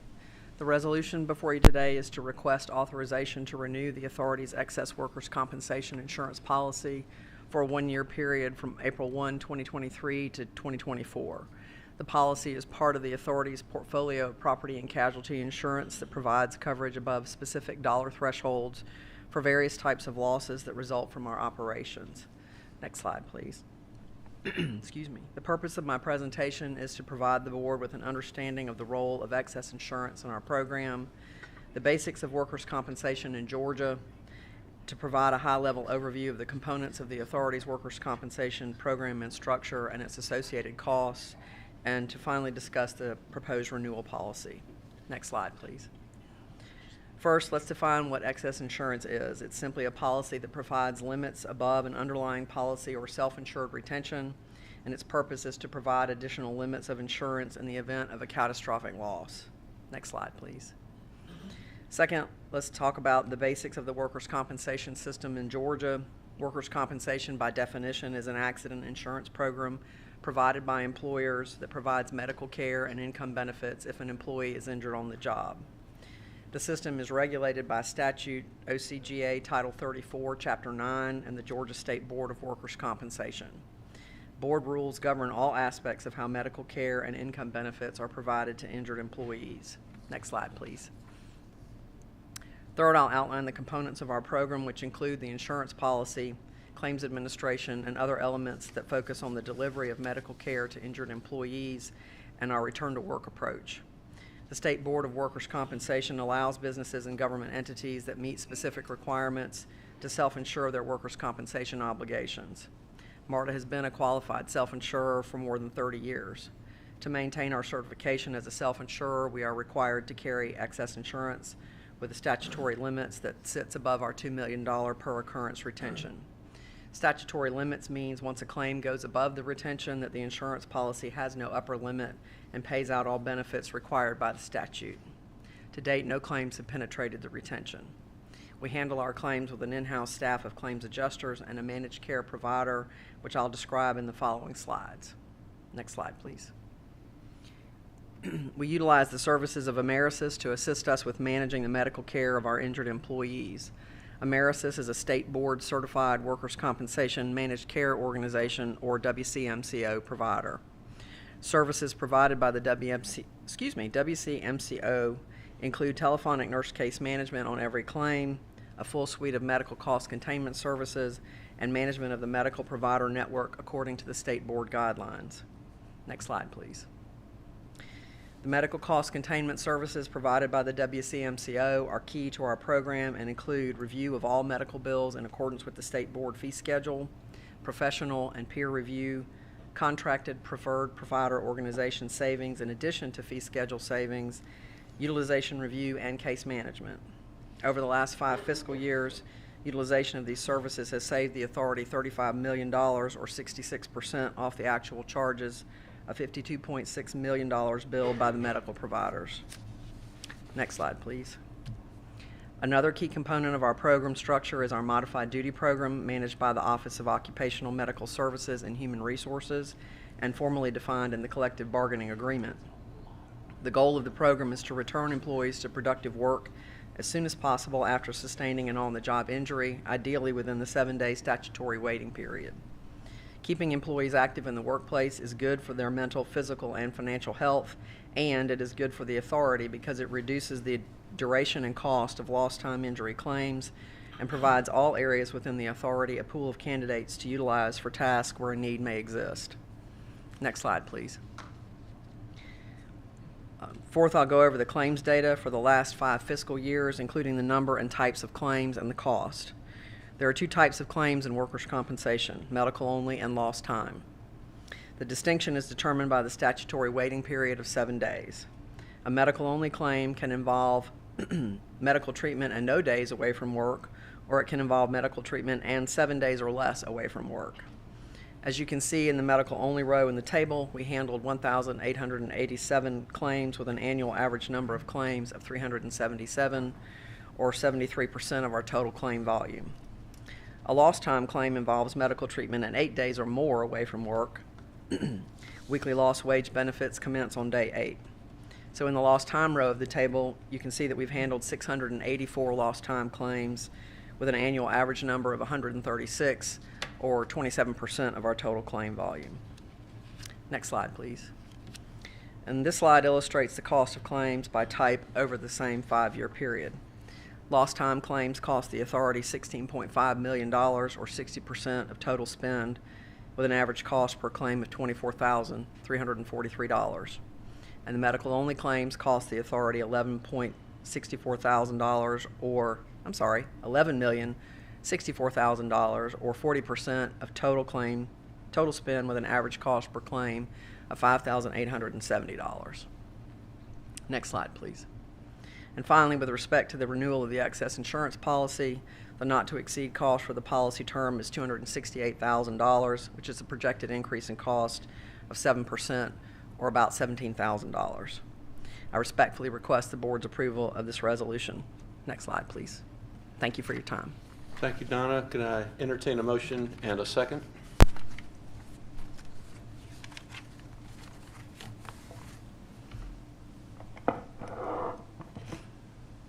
Properly moved and second. Are there any questions or comments? Mr. Pond? Donna, on these larger, any construction contract, MARTA's really shielded from the workers for the contractor that are injured on the site or whatever, but do we ever get pulled in somehow from, are we ever pulled into a workers' comp claim where a contractor's employee is hurt on the site? I think you're asking me, do we contractually transfer all of our liability? Yes. Yes, we do. Yes, we do. Okay. I mean, it doesn't mean we don't, sometimes they come to us, but we do. They're contractually required to provide that coverage, so it doesn't happen. Anything else? Call the question.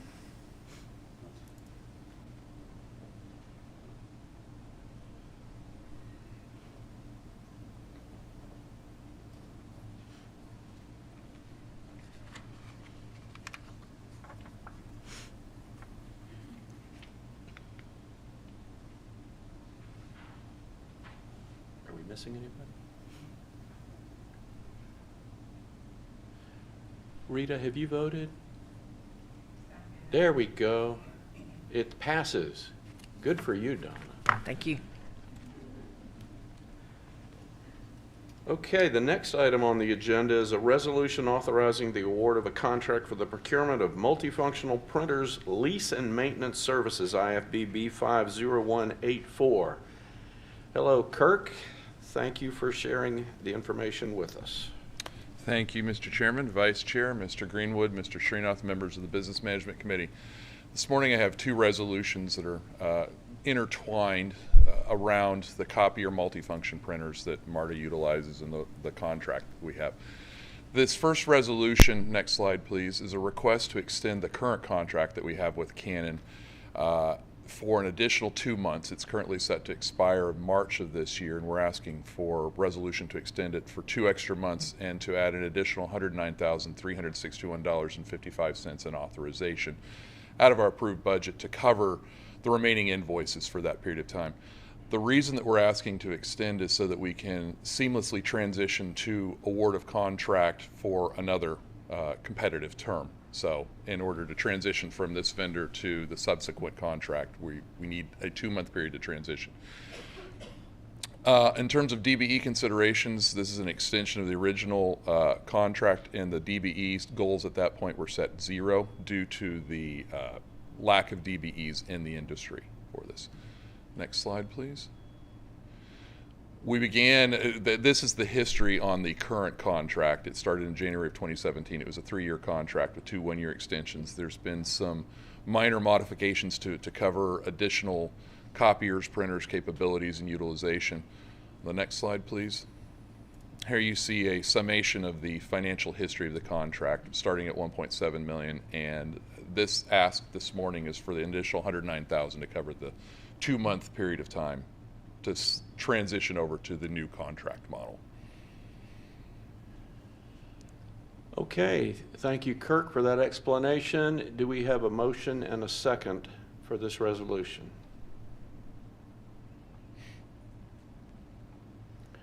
Properly moved and seconded. Any questions for Kirk? I have a question. Hello, Rita. I guess I'm trying to understand lack of DBEs in the printing industry. So Paul will come up, but this is specifically in the companies that provide devices, so the copiers themselves as opposed to the broader print industry, but all The else. company that actually owns the printers, or I'm trying to Correct. understand. The very large scale printers, copiers, scanners that we have distributed through the agency. If I can, I'd like to address that, because you see in that contract, when we did the DBE methodology, there was a lack of firms in that industry, that office machinery, large machinery, multifunctional printers.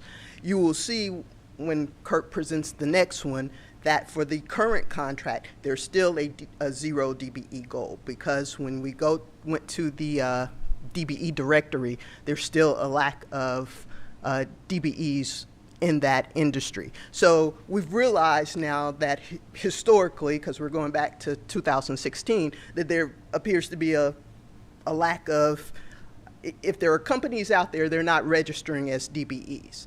So one of the things that we're doing is, as we're going out talking to firms at different events and having our own events for DBE certification, are trying to target some areas where we're seeing a lack of DBEs registering, or a lack of firms registering to be DBE certified. So for instance, in an upcoming event that we're having, a How to Do Business with MARTA event, we're going to have Kurt there talking about the areas, the technology areas where we've been seeing some of the 0 goals because of lack of DBEs in the industry, and just letting firms out there know that these contracts are coming up. These are contracts that MARTA has, and that if they, would get certified as DBEs, they can get in the directory. And that's what we need to push a change in the goal. We have to base it on actual evidence, and without DBEs in the directory, we don't have that evidence to be able to assign a goal to it. So we're trying to make some changes in that area. I guess my question also is in regard, I'm just surprised because it says to award the contract to Canon Solutions, and for there to be a DBE goal, a DBE, 0 DBE representation with Canon as a worldwide. I was just surprised, so. That's because we had to base it on something coming out of our directory showing that there are DBEs out there that aren't being used to show evidence of disparity, and without that in the directory, we can't just put a goal on the contract. Thank you. Any other questions? Then I'll call the vote.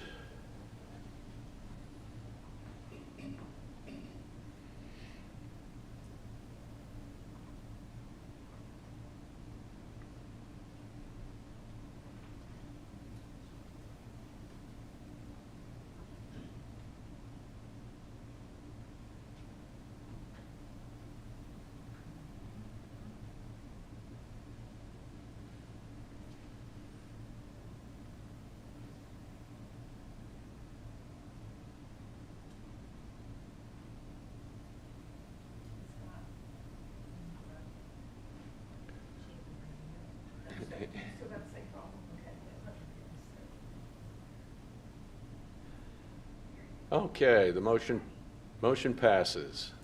Kirk, you're up again. Thank you, sir. This is the subsequent request to award contract, next slide please, to Canon Solutions again. We went through a competitive procurement, went out. The next slide has the history of it, not yet. What we're asking to award contract for is a 3-year contract with 2 one-year extensions, which is typical to lease 137 devices. You can see the breakdown in terms of color and black and white copies, for a total amount of $1,346,353.04. Again, as just explained, due to the lack of DBs in the industry, the Office of Diversity and Inclusion has assigned a 0% DBE goal to this. There is some good news in here, and there's some fruits of the competitive market. We've actually lowered our cost per year for this, which is one of the benefits of the competitive procurement. Next slide, please. We had 12 vendors that showed interest in this. We had responses from 3 bids that were received, and Canon Solutions submitted the lowest responsive and responsible bid at the amount of $1.3 million. The price has been determined to be fair and reasonable from audit. Next slide, please. This is the number I like to see here. The total amount, $1.3 million, is actually 27.6% lower than the 5-year contract that we are wrapping up and transitioning out of. So it does show that the market's being competitive, and this is simply driven through lower cost per page to print. So the request again is to enter into a 3-year contract with 2 one-year extensions with Canon Solutions in the amount of $1.346 million. And you see a breakdown on the financial between operating and capital. Okay, thank you. This might be the only industry where prices are dropping. You'll take a win when you can get it. Yes. If could have a motion and a second.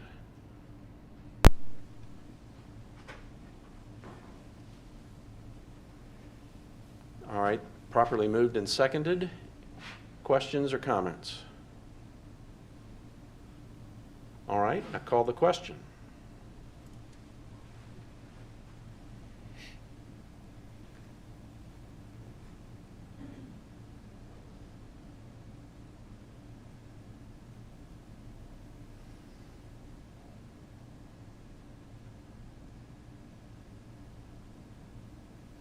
Motion passes. Thank you, Kurt. All right, the next item on the agenda is a resolution for authorization and validation of additional Metropolitan Atlanta Rapid Transit Authority sales tax revenue bond. Kevin Hurley. Yes, sir. Good morning, Mr. Durrett, Vice Chair Williamson, members of the Business Management Committee, Mr. Greenwood, and Mr. Srinath. I'm here today to present for the committee's consideration a resolution for additional bond validation to support MARTA's debt program.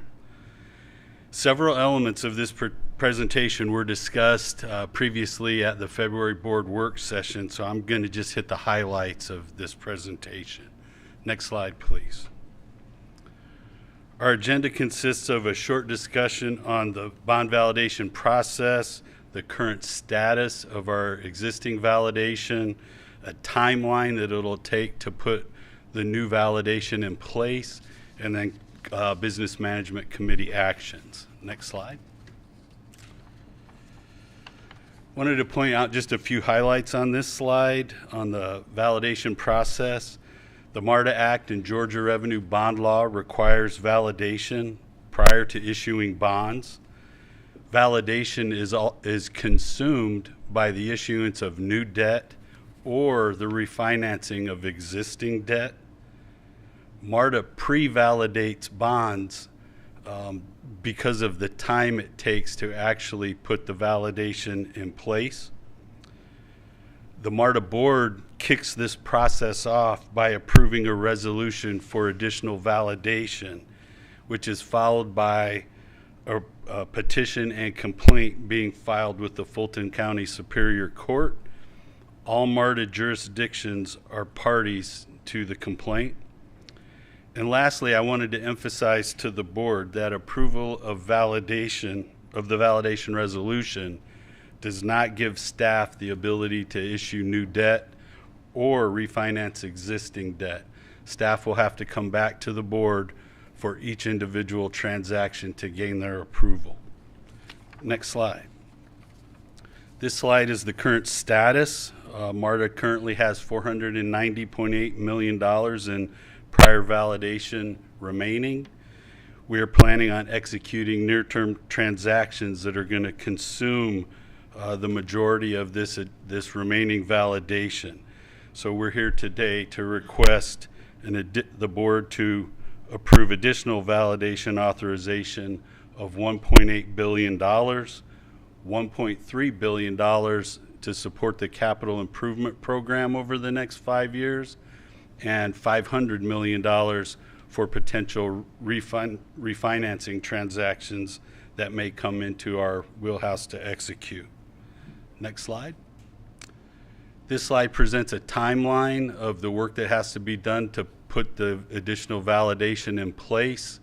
And I'd just like to point out that we anticipate this process being completed in late April or early May of 2023, so we don't have any adverse impacts on being able to issue debt in the future. Next slide.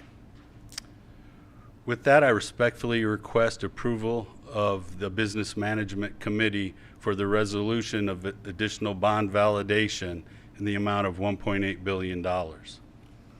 Thank you, Mr. Hurley. Can I have a motion and a second?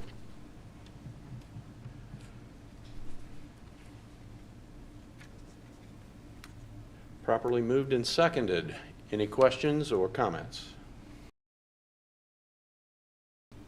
Okay, then let's vote.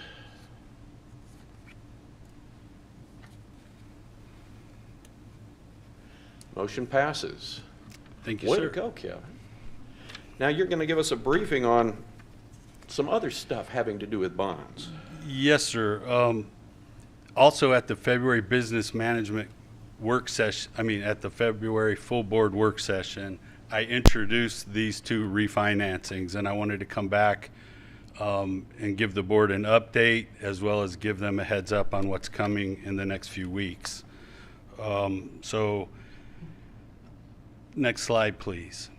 Our agenda includes a little background on the transactions, our underwriter selection, tender and investor participation, the defeasance and cash optimization strategy, and then just some key refunding points and then next steps that are coming down the pike. Next slide, please. As far as background, I wanted to point out that federal law was changed not too long ago to not allow us to do advanced refinancing of tax-exempt bonds. So it's necessitated some creative ways to gain lower interest rates. Current spreads between taxable and tax-exempt bonds are presenting a feasible economic opportunity for the tender transaction. It makes it attractive. And then higher interest on our escrows with the growing interest rates. If we would set up an escrow account to defease the price, the payments on the 2007 series, and reissue at lower tax exempt rates, we can see an economic opportunity from that. So that's why we're moving forward with these two transactions. Next slide, please. From an underwriter selection, I showed this slide previously, so I'm going to direct the board and the committee to the bottom section of this chart. Here I'm identifying the tender transaction, the underwriters to support the tender transaction. The co-senior leads are Goldman Sachs and Jefferies, and the co-managers for the transaction are Wells Fargo, Loop Capital, and Ramirez and Company. I want to point out Loop Capital and Ramirez and Company are both minority-owned firms to support the transaction. On the cash optimization transaction, Wells Fargo and Goldman Sachs are the co-senior managers, with co-managers being identified as Academy Securities, who is a disabled veterans underwriting firm, and Security Capital Brokerage, which is a local Atlanta-owned minority firm, to participate in these transactions. Next slide. In the tender transaction, the bondholders will be given a fair price for their taxable bonds, and MARTA will pay for the bonds with proceeds from a lower interest tax-exempt bond issue. A preliminary statement and tender notice were posted on February 16th and February 19th, respectively. MARTA will only accept tenders for bonds that increase our savings and reduce our debt service. The new Series 2023A bonds will be designated green bonds by a second-party verifier. I wanted to just point out from a green bond perspective what allows these bonds to be termed green bonds. Green bonds are bonds that have been issued for assets that help reduce greenhouse gas emissions and also aid in the reduction of the carbon footprint in our service area. So a lot of the assets that MARTA procures in the course of business lend themselves to being green bonds. And lastly, assuming a 40% participation rate of our bondholders, we anticipate a $10 to $20 million savings on the tender transaction. Next slide, please. This is the tender investor participation slide. We're going to offer either a 2-point or a 3-point premium to the MARTA bondholders to entice them to participate. This chart, the top section of the chart, shows 100% participation from our bondholders. That's going to be highly unlikely. So I'm going to focus on the bottom section of the chart, which shows a 2-point premium and a 3-point premium at an anticipated 40% participation of our bondholders. If we're able to utilize a 2-point premium, MARTA in the current market conditions would save about $17.8 million in debt service savings. And if we have to use a 3-point premium, we'd save approximately $15.8 million in debt service savings. Next slide. On the second transaction, it's a cash optimization transaction. MARTA will take cash that we currently have in our reserves and set up an escrow to pay off the Series 2000A bonds over the life of the bonds.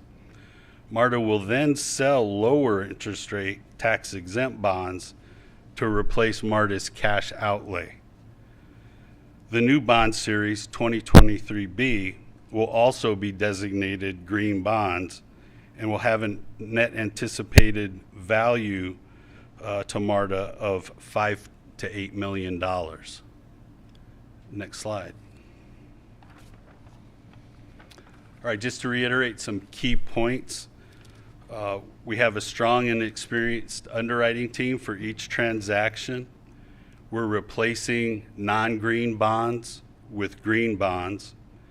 The combined net present value debt service savings is estimated to be between $15 million to $28 million. And in addition, at the March 9th full board meeting and work session, we will be seeking approval of 2 other resolutions. So this is just a heads up on what's coming down the pike. We're going to present a resolution to defease the Series 2000A bonds, which will allow us to utilize reserves to set up the escrow account for the cash optimization strategy.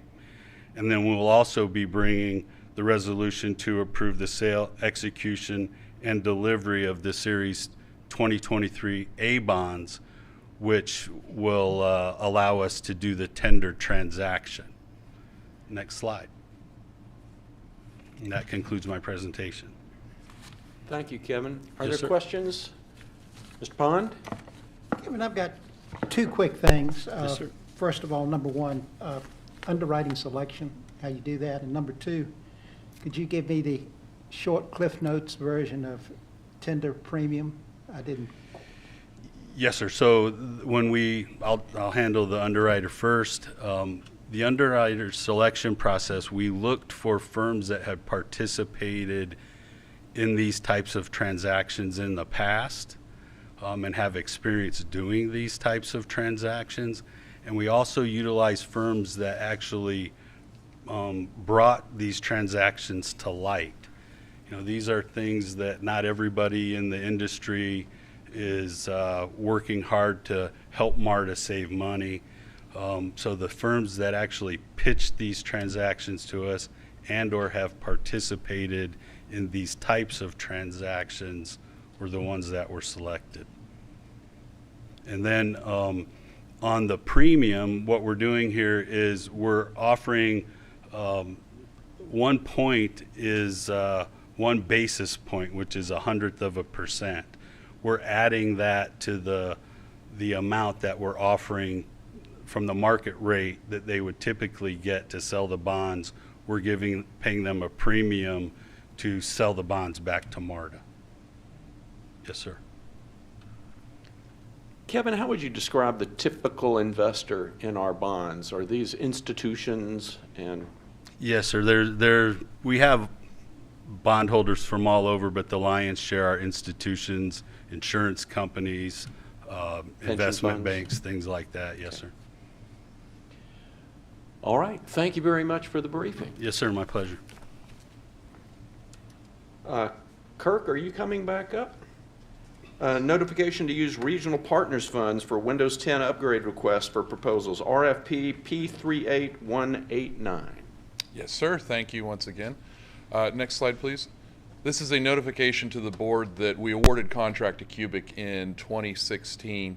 And at that time, internal to those awarded contract and the allocated funding, we had specified that approximately $8.7 million was to be utilized for regional partners. Since Cubic, our fare collection system is a shared system across all the agencies.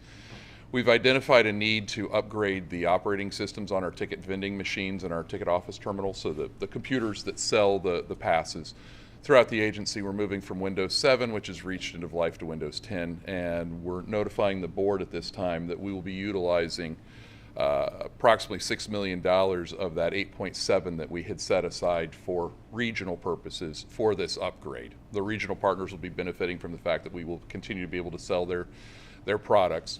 And since we had originally earmarked 8.7 during that contract for regional utilization, with this not modification, but with this work order, we will still have remaining $2.6 million in those funds that are allocated for regional purposes. So we wanted to inform the board of how we were utilizing these funds. Are there any questions for Kirk about this? And I guess the regional partners are Greta, Cobb, Gwinnett. Gwinnett, yes. Okay. Yes. All right. Thank you very much. Thank you.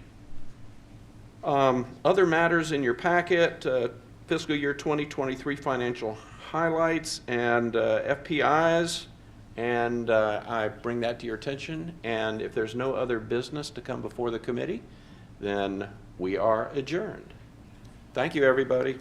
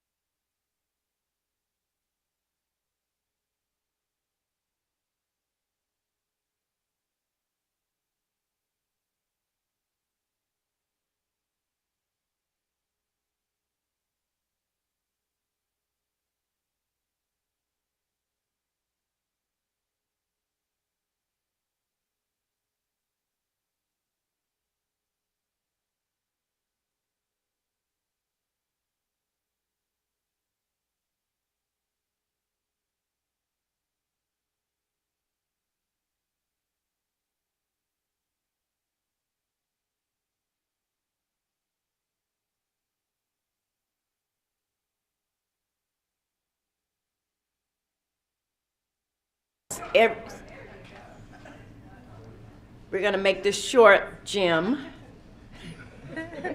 Everyone take a look over here. Here's why we haven't started yet.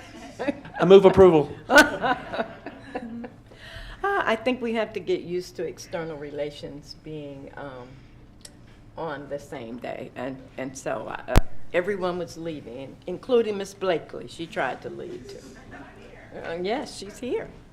So good morning, everyone. At this time, we're going to call the External Relations Committee meeting to order for Thursday, February 23rd, 2023. May I have a motion for approval of the minutes of the January 26, 2023 External Relations Committee meeting?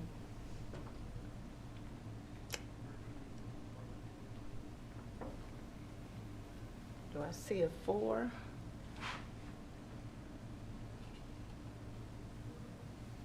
Approval of the minutes. Is there a motion? I don't see. Where is it here? Oh, okay. Who moved? Moved by Mr. Durrett, second by Ms. Blakely. Let us vote at this time. Approval of the January 26, 23 External Relations Committee meeting minutes has passed. At this time, we will have a briefing from Ms. Colleen Kernan, Assistant General Manager, External Relations. Thank you, Ms. Kernan.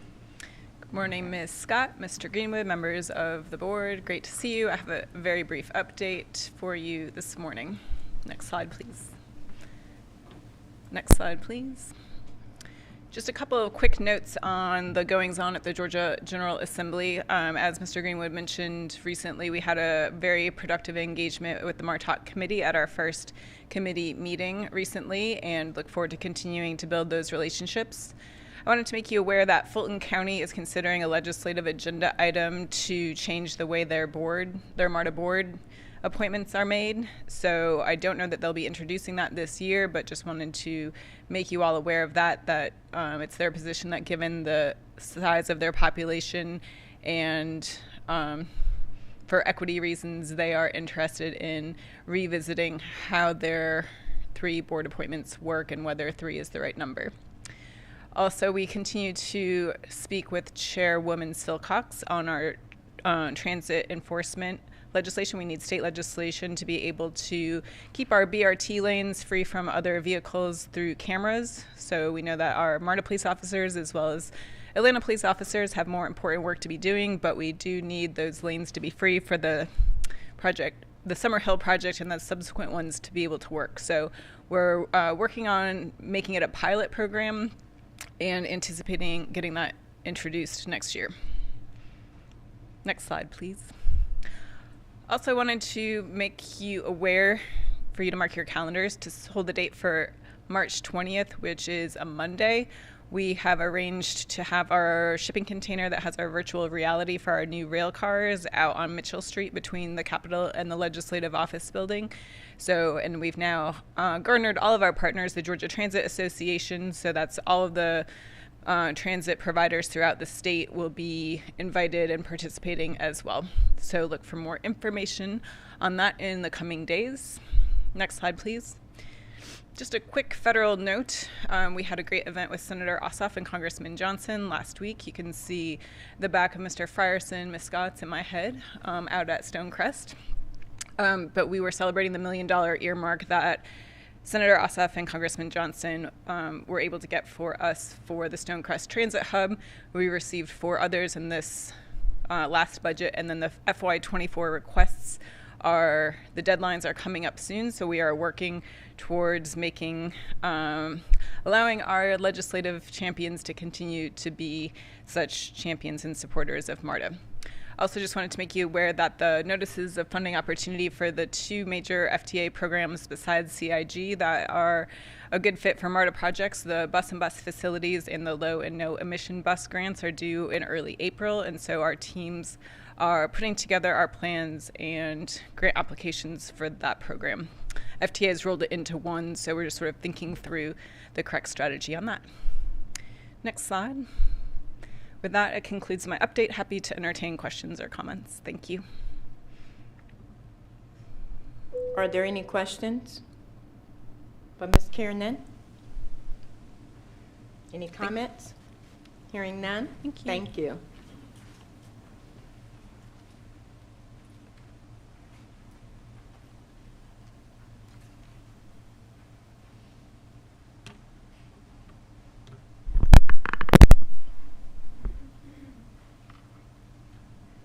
A little technical difficulty here, just a moment.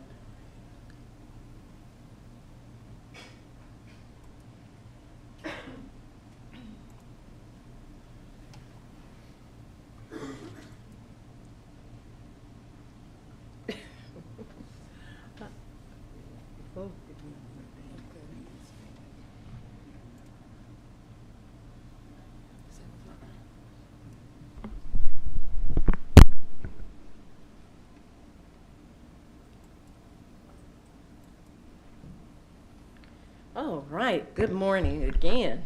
Thank you. At this time, we'll have a briefing from the MARTA Artbound Advisory Council update. Ms. Catherine Durga, Director, Art and Transit. So excited. Enjoyed your presentation at the Writers Advisory Council. Oh, thank you. It was a pleasure to give it. I always enjoy talking to our Writers Advisory Council.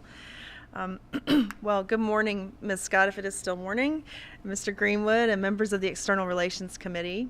I am Catherine Durga. I'm the Director of Art and Transit here at MARTA, called Artbound. It's our program. We can go to the next slide. I want to give you just an update about our Artbound Advisory Council, officially known as the MARTA Council for the Arts. And so first off, for those who may be newer on the board, what is it? It is anywhere from 7 to 13 members of, the community across MARTA's partnerships jurisdictional area. They meet quarterly. The members are nominated by the existing members nominate new members, and then the GM approves those members and appoints them officially. They serve 2-year terms. They can serve 2 terms if they'd like, but after that they would have to take a break off the council, and they cannot profit personally from doing business with MARTA while they're on the council. So for eligibility, we look for, of course, local and regional folks. They're typically art and design, urban planning, community development folks. They have to be residents of one of MARTA's jurisdictions throughout their service period with MARTA. And we're often looking for people who check more than one box. So they're not just arts people, just community folks. They have advocacy interests in more than one area. Let's go to the next slide. Well, what do they do? Well, besides jumping up and down at events, they also make recommendations for us around community engagement, since we try to have a nice, diverse group that can represent a lot of different areas of Metro Atlanta, as well as a lot of different backgrounds. They advise us on how to best reach different communities. They, of course, nominate the new members, but they also nominate arts community stakeholders to sit on our selection panels. So any of our larger visual artworks, we'll do a call for artists, and we'll have a selection panel where we review the submissions and rank them, evaluate them, and make a determination based on that. So in addition to internal stakeholders, we will always have arts community stakeholders on those panels as well, and these members nominate those folks. They leverage their networks, so providing introductions to people who can help us out at MARTA to make those connections. They also amplify our work through their connections and through their networks as well. So they're advocating for public art, they're advocating for MARTA, they're advocating for more transit, more art in transit, all the things. So go to the next slide. So this is our council. This consists of the 3 existing members as well as 4 new members who've come on and 1 ex officio. And I do want to tell you a little bit about them because a slide doesn't say too much. You'll see there, I've noted there what their kind of touch point to MARTA is. What is their home MARTA station or bus route? And one thing you'll notice right away is that we are a little lacking. We are still looking for some DeKalb Avenue representation. Well, we would take that, but DeKalb County would be, in general, would be good enough. DeKalb County representation. We have Josh, who's ex officio from Avondale, but we would like to add more. So we do have room for more members, and absolutely, if people have recommendations, please pass them our way for consideration. But just to tell you a bit about the folks that we've brought on. So Brianna Camello is an existing member. She's pretty new, though. We have had almost our entire board roll off at once based on, reinstating the Council for the Arts in 2016. So Brianna is with the City of Atlanta Office of Cultural Affairs. She's a public art program manager. She's originally from Columbia, but she has lived in Atlanta for the past 20 years. And she has a BFA in photography from SCAD. Brian Hebert is Executive Director of Arts Clayton, and Brian is our first Clayton member of the council. We are thrilled to have him on. We had a hard time getting somebody from Clayton County, so it's wonderful to have him. He's originally from Los Angeles, like many people, not from here, but has lived here for a long time. He got his BFA at Southern University A&M. He started out with visual arts programming at Southwest Arts Center in 2001, so he's, again, longtime resident of Atlanta. And in 2020, he moved to the Henry County school system. What a time to decide to be a teacher, and ended up teaching art virtually. What a feat that must have been, before being appointed Executive Director for Arts Clayton in 2022. Aixa Pasquale is with ARC. She is their senior communications strategist, as you see there, but prior to that, she was with the Latin American Alliance, where she was the managing director of civic engagement, arts, and culture. She also serves on advisory boards for Alliance Theater, the Oglethorpe Museum of Art, and she's a board member of both We Love Buhai and Explore Brookhaven. Chris Swain is a public art project coordinator at East Point. He actually was an agitator to begin the public art program in the city of East Point. So he spent 20 years with their community development and planning office and pushed, and they did go ahead and complete, with his help, a public art master plan, and he now runs that public art program since 2018. Personally, he's a big traveler and art collector. He has been able, in his travels, to participate in everything from tomb excavations in Egypt to gorilla trekking in Rwanda and weaving kente cloth in Ghana. So we'll be having some lunch and learns with Chris. And he's recently published a children's book illustrated by a Cuban artist talking about the Afro-Cuban artistry in the diaspora. Dorian McDuffie is a public art program manager with the Atlanta City Studio, so the Department of City Planning. Her work is throughout Atlanta. She's been involved in public art for 15 years and is particularly proud of her Women of the Year award given to her by Mayor Shirley Franklin. Erica Smith leads Microsoft's philanthropy strategy for metro communities. So she's out of Atlanta, Los Angeles, and Chicago, but previously she was with Invest Atlanta and the Annie E. Casey Foundation.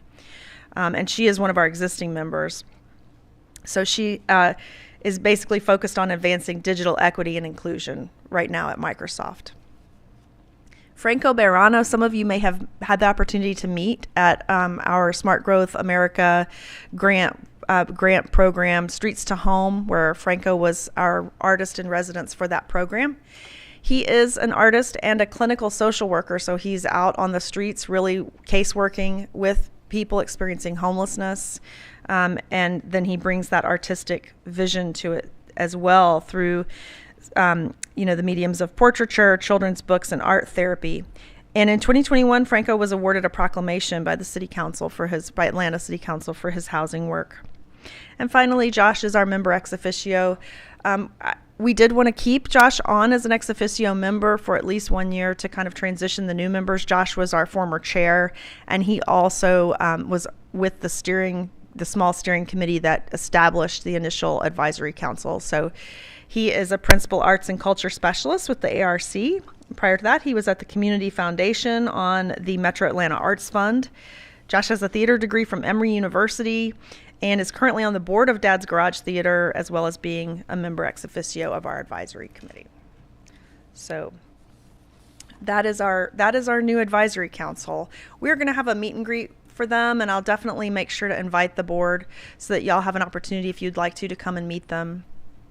But with that concludes my presentation on the advisory committee, and I can take any questions if you do have them. No? All right. Oh, Jim, are you gearing up? Go ahead, Okay. Mr. Jim. Thank you, Catherine. You know Sure. how much I care about this. Yes. For maybe Collie, I would love it if we could think about how else we could support artists by utilizing our station assets. As I'm thinking about how it's important to do placemaking and create opportunities for people to gather and want to gather at our stations. We've got so many places that are, plazas and that sort of thing at some of our stations. I'd love to explore whether or not we could handle the complexities of allowing artists and perhaps others to have a place to actually show and sell what they work on, what they create. And maybe it could be expanded so that it's more of a market and would bring more people together, so that we'd be sort of growing our MARTA Fresh Market and our arts program, that sort of thing at the same time. So I just want to say that I would really enjoy supporting, exploring that. So that's what I've got to say. Thank you, Jim. We look forward to that collaboration. Yeah, you're singing my tune, Jim. Thank you. I also wanted to give an update that we were approached a few weeks ago by the chair, or the office of the chair of the National Endowments for the Arts, and she is coming down to Atlanta to host a roundtable on arts and infrastructure, and be in participation from the Beltline, MARTA, potentially airport. I'm not sure if they've rounded out the whole list yet. But just wanted to let you guys know that she was impressed by the work that's happening here at MARTA and the Beltline, and our friends over there as well. And that was one of the reasons they determined that Atlanta would be a place they would come and do this roundtable. So it's really exciting. And thank all of you for your continued support of this program, because the work that is being done is getting noticed. And it's just really heartening to see, encouraging. Thank you. To notice, Jim, is your One more light on? thing, Catherine. Franco's portraits were at one point down at the 5 Point And station. 5 Are they Points. still there? No, they are not there. They made way for ads, but we have to share space. But we do have all the files, and we could reproduce them if there's interest in showing them somewhere else. I think it'd be a shame not to. I know, they're beautiful work, really. Ms. Blakely? How do we go about nominating people for the council? It's be as easy as emailing me some information, if you would introduce me to them or send me names, and I can do a little research, reach out to them as well. Thank you. Along those lines, Jim, there's a deficit of representation from DeKalb County. How about we work on that? Yeah. Please Agreed? do. Let me hear the word. Agreed? Yes, ma'am. Thank you so much. Are Thank there you, any Ms. other Scott. questions or comments of Ms. Duriga? Hearing none, thank you very much. Thank you. Are there any other matters to come before the External Relations Committee? Hearing none, we are adjourned. Thank you.